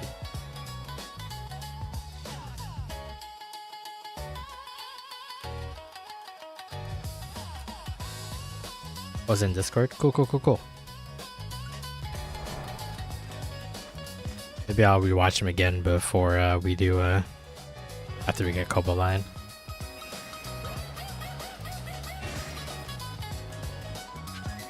Shoot, I still gotta fucking grind on rating Historia after this. Excuse me.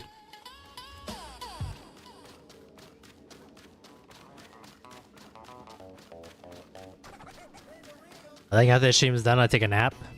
Or I call out work, take a nap, wake up, and just grind the fuck out Radiant Historia.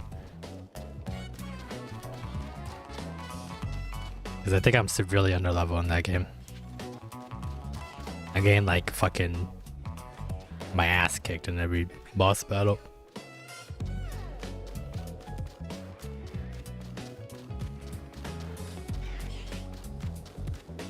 I think I'm like in the 30s, so maybe like a level 40 would be okay. I think like a good like night session of grinding should be suffice. You can probably get everybody's better weapons too. So I got quite a bit to go in that game, but there is only 5 chapters, and we're in chapter 4 on both timelines. So I think chapter 5 or like I think it was like chapter 5 or chapter 6 is when the timelines converge. So we're pretty close to where both timelines come together. We're almost done with that game. I think if we don't finish it this weekend, it might just swap Wednesday's work stream for that, just to finish that game. So then Pokepia can just be fully focused on for the weekend, because I thought maybe I'll only play it like Thursday, Friday, and like do something else over the weekend, but I don't know. I have a good fucking feeling that I'm gonna be all up in Pokepia for the rest of the week. So Virizion is surrounded by buildings and most grass or fighting Pokemon are aggressive.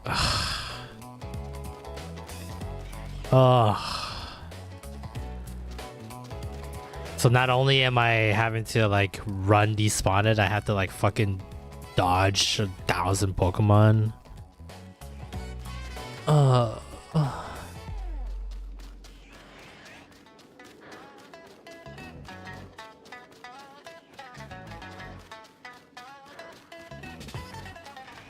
Sucks. You know, I don't know.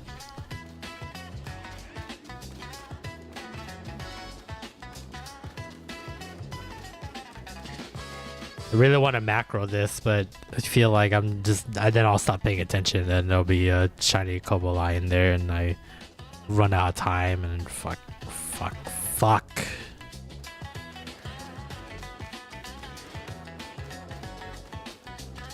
Why do 5-star hyperspaces take so much calories? The fact that like my best can be like what, it's like 6-7 minutes or something like that, like sucks.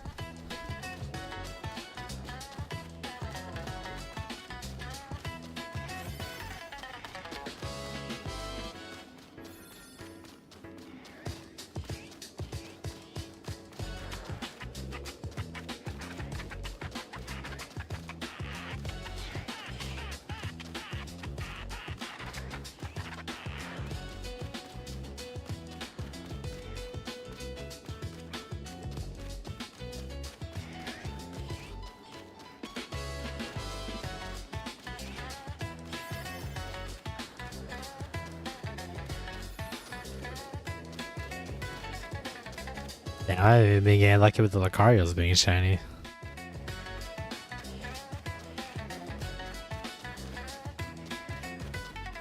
Man, if we can get Cobalion today, that'd be great.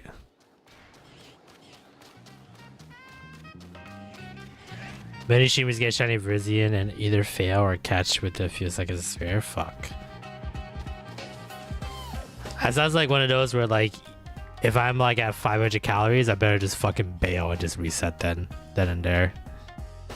Like I gotta have a decent amount of time. Like I feel like Cobalion here, I could probably have like 300 calories left and like see it, and then I can be like, okay, that'll give me like what, like 2 or 3 shots, and then I can reset from there.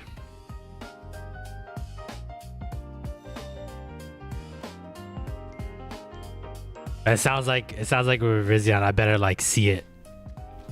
I see it early on the top of my my reset rotation.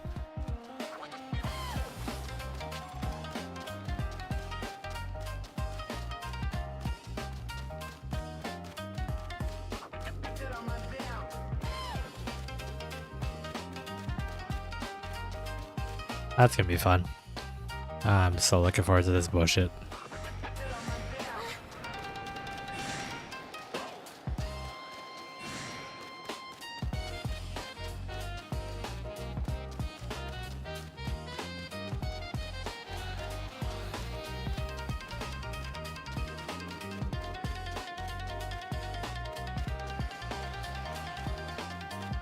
Bro, can you just like fuck off?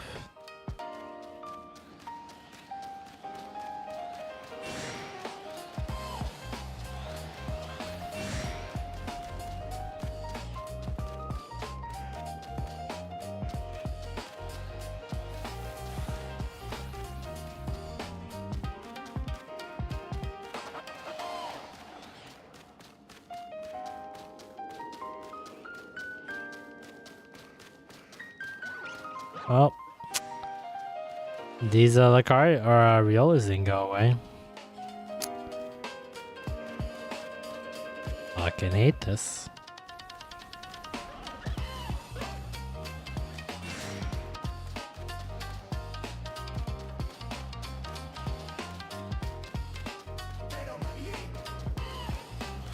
Dude, just fuck off. How about you suck my nuts?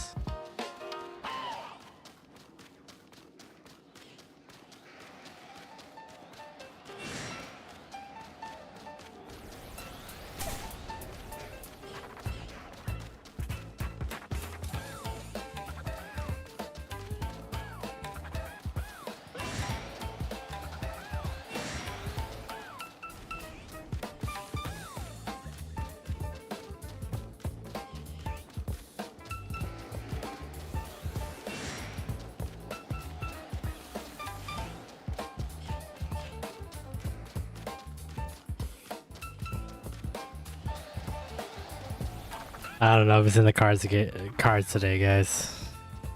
I don't know if this is gonna show up. I don't think it's there. I don't think it's in it for me, guys. Not today. Maybe next week. Maybe the week after that.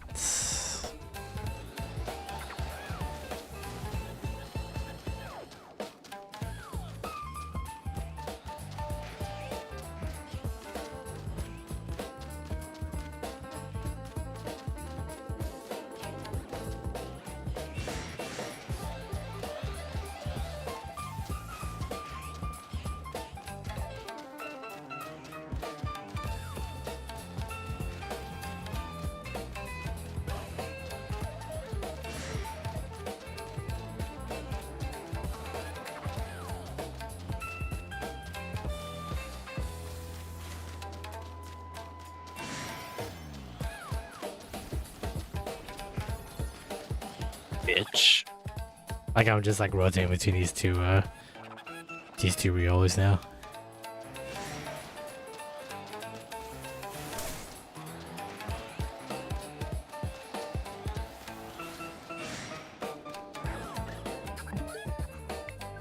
And start over. We're definitely just gonna get to the ad break and then wrap things up. So maybe like another like 5-10 minutes here.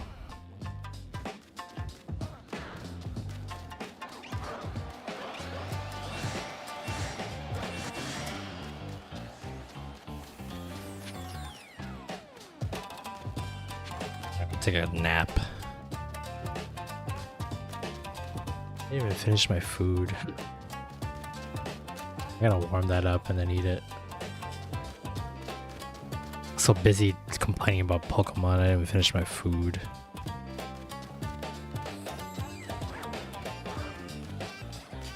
Okay, good. You stay on this side of the bridge for God's sakes.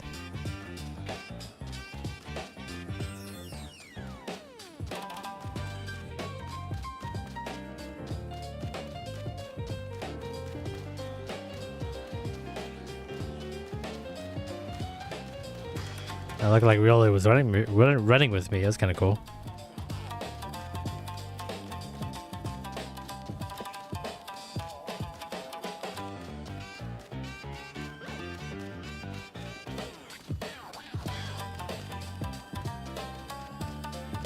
This is it. This is the run right here. This is it.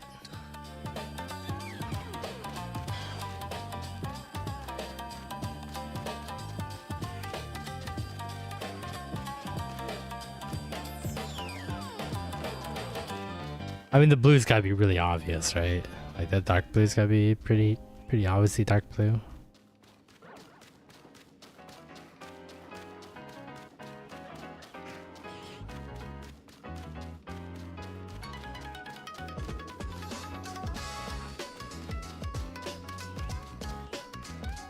I could have been like a different blue. Or different den blue. Why not just like flip the colors? Why not just make it like yellow body and like blue horn fins?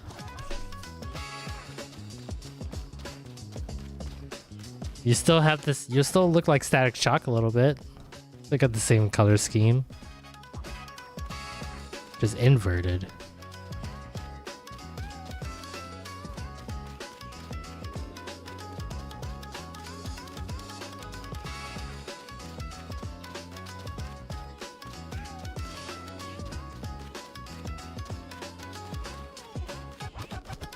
Come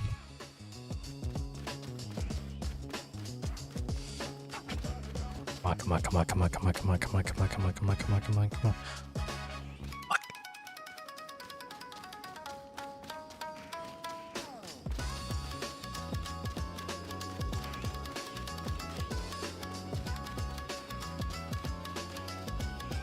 Almost forgot to look. Static Shock was a good TV show. It is. I've been meaning to like rewatch it just because I've been like feeling nostalgic about old kids WB shows. Like I want to rewatch Challenge Showdown again.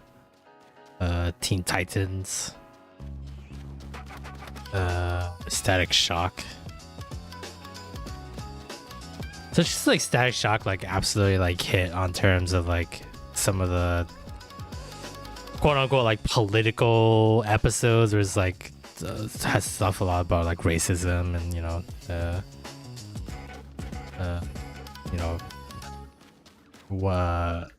some of just like the saddest things African American kid at his age had to go through in life, and they wrote those really well. And Richie's like really funny, and I really like Richie as a sidekick. And man, like Static Shock was amazing at the beginning, and I know a lot of people don't like the later seasons as much, but when Richie became like his sidekick, I was like, oh, this is like awesome. This is it. This is like the ideal Static Shock cast that I like.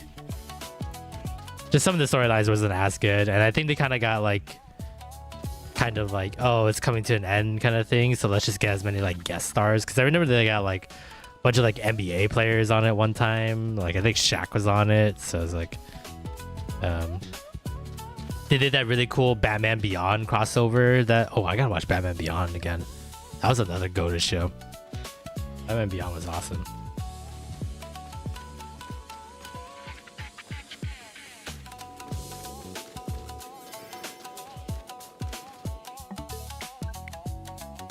Alright, I got one more reset in me. One more reset. Here we go, right here. This is the one.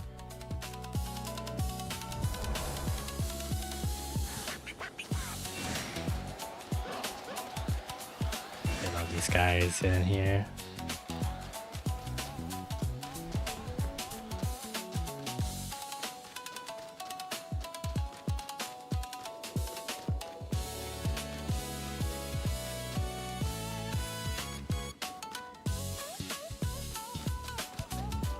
Man, they really gotta make like a live action Static Shock. I think that'd be really awesome.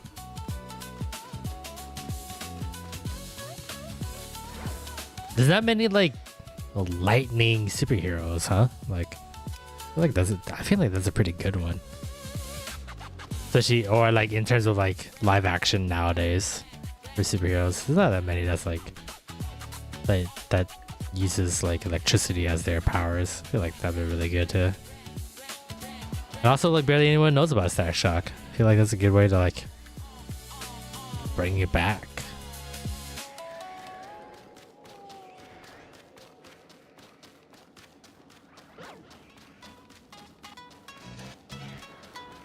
I really want to watch Challenge Showdown again now. And, like, Jackie Chan Adventures. I think I recently watched Jackie Chan Adventures again, though, so I think I'm good on that one for a little while. But Challenge Showdown's been a while.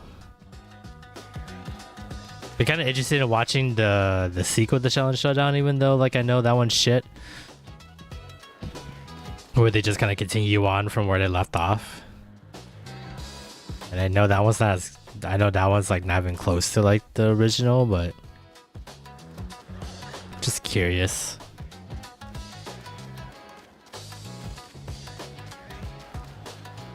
But man, great shit. Challenge Showdown reviews suck so much. Yeah. That yeah, that's I understand that's like the conciseness. I don't know. Just wanted to see it for myself, like see how shit it was. 'Cause I don't think how bad it is gonna like make me feel any different about the Challenge Showdown series, just because like it's so good. I just like, yep, they fucked up. Oh well.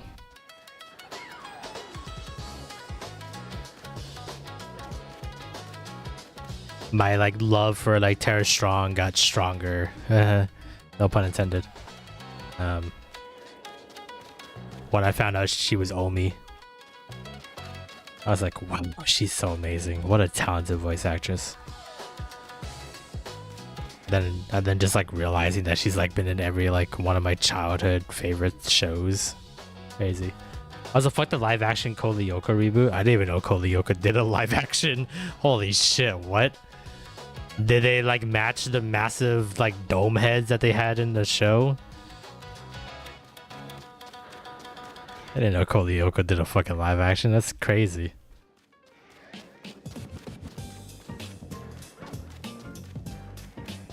I never really was into Code Lyoko. Maybe I should. Maybe I should give it a try.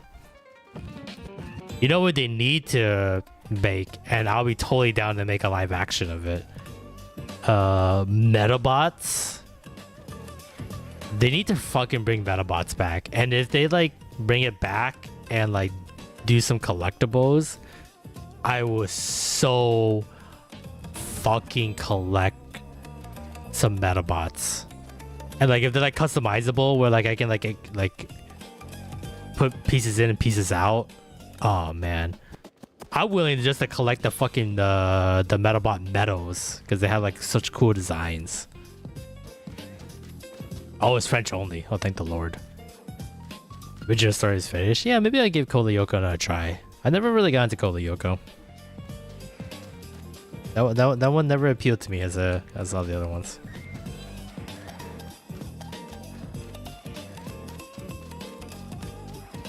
Well, that was a golden age, man. In my opinion, just old head talking of American cartoons, American animations.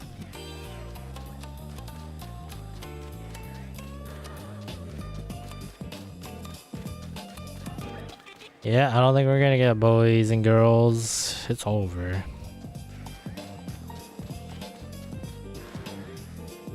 Oh bueno.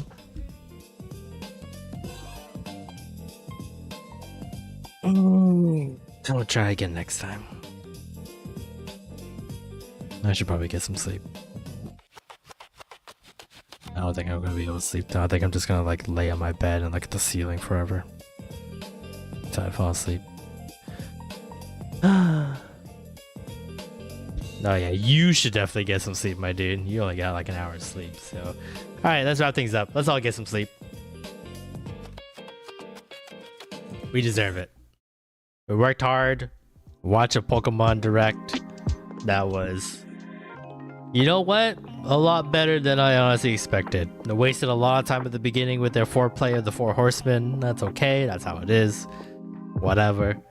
But at least wins and waves as of right now looks pretty good. I'm excited to delve deep into it once they release more information about it. So but on that note, thank you everybody for dropping on by and hanging out with me on this Friday morning. I know we don't do these often or at all, honestly. I don't know, let me know if you guys want me to do this more often, like, you know, waking up early for these Nintendo Directs. Maybe we'll do it. I don't know what the future holds in terms of like what my next job will look like. I might have to even just start doing morning streams. I have no idea how my schedule is gonna look like in the future. But we'll see. We'll figure it out. We always figure it out. Don't forget, we started uploading videos again, so check out the Let's Play series. 100 Line Defense Academy just restarted, so check that out if you're interested. If not, if you're interested in Ace Attorney, that's coming back soon. We are wrapping up on recording Paper Mario and the 1,000-Year Door remake on the Switch.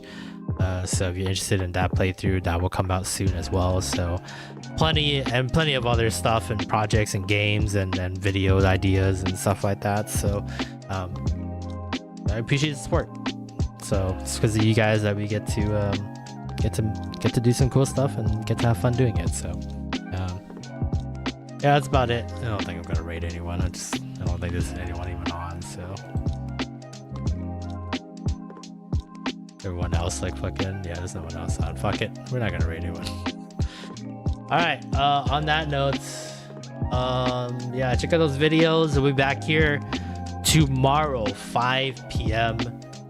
Pacific Standard Time. We'll be back with Radiant Historia. Hopefully I'll grind tonight for some levels, and then we can just kind of hit the ground running with the story. Hopefully we'll wrap it up this weekend, and then Pacopia next week for probably the whole week, because it looked really good, and I'm convinced.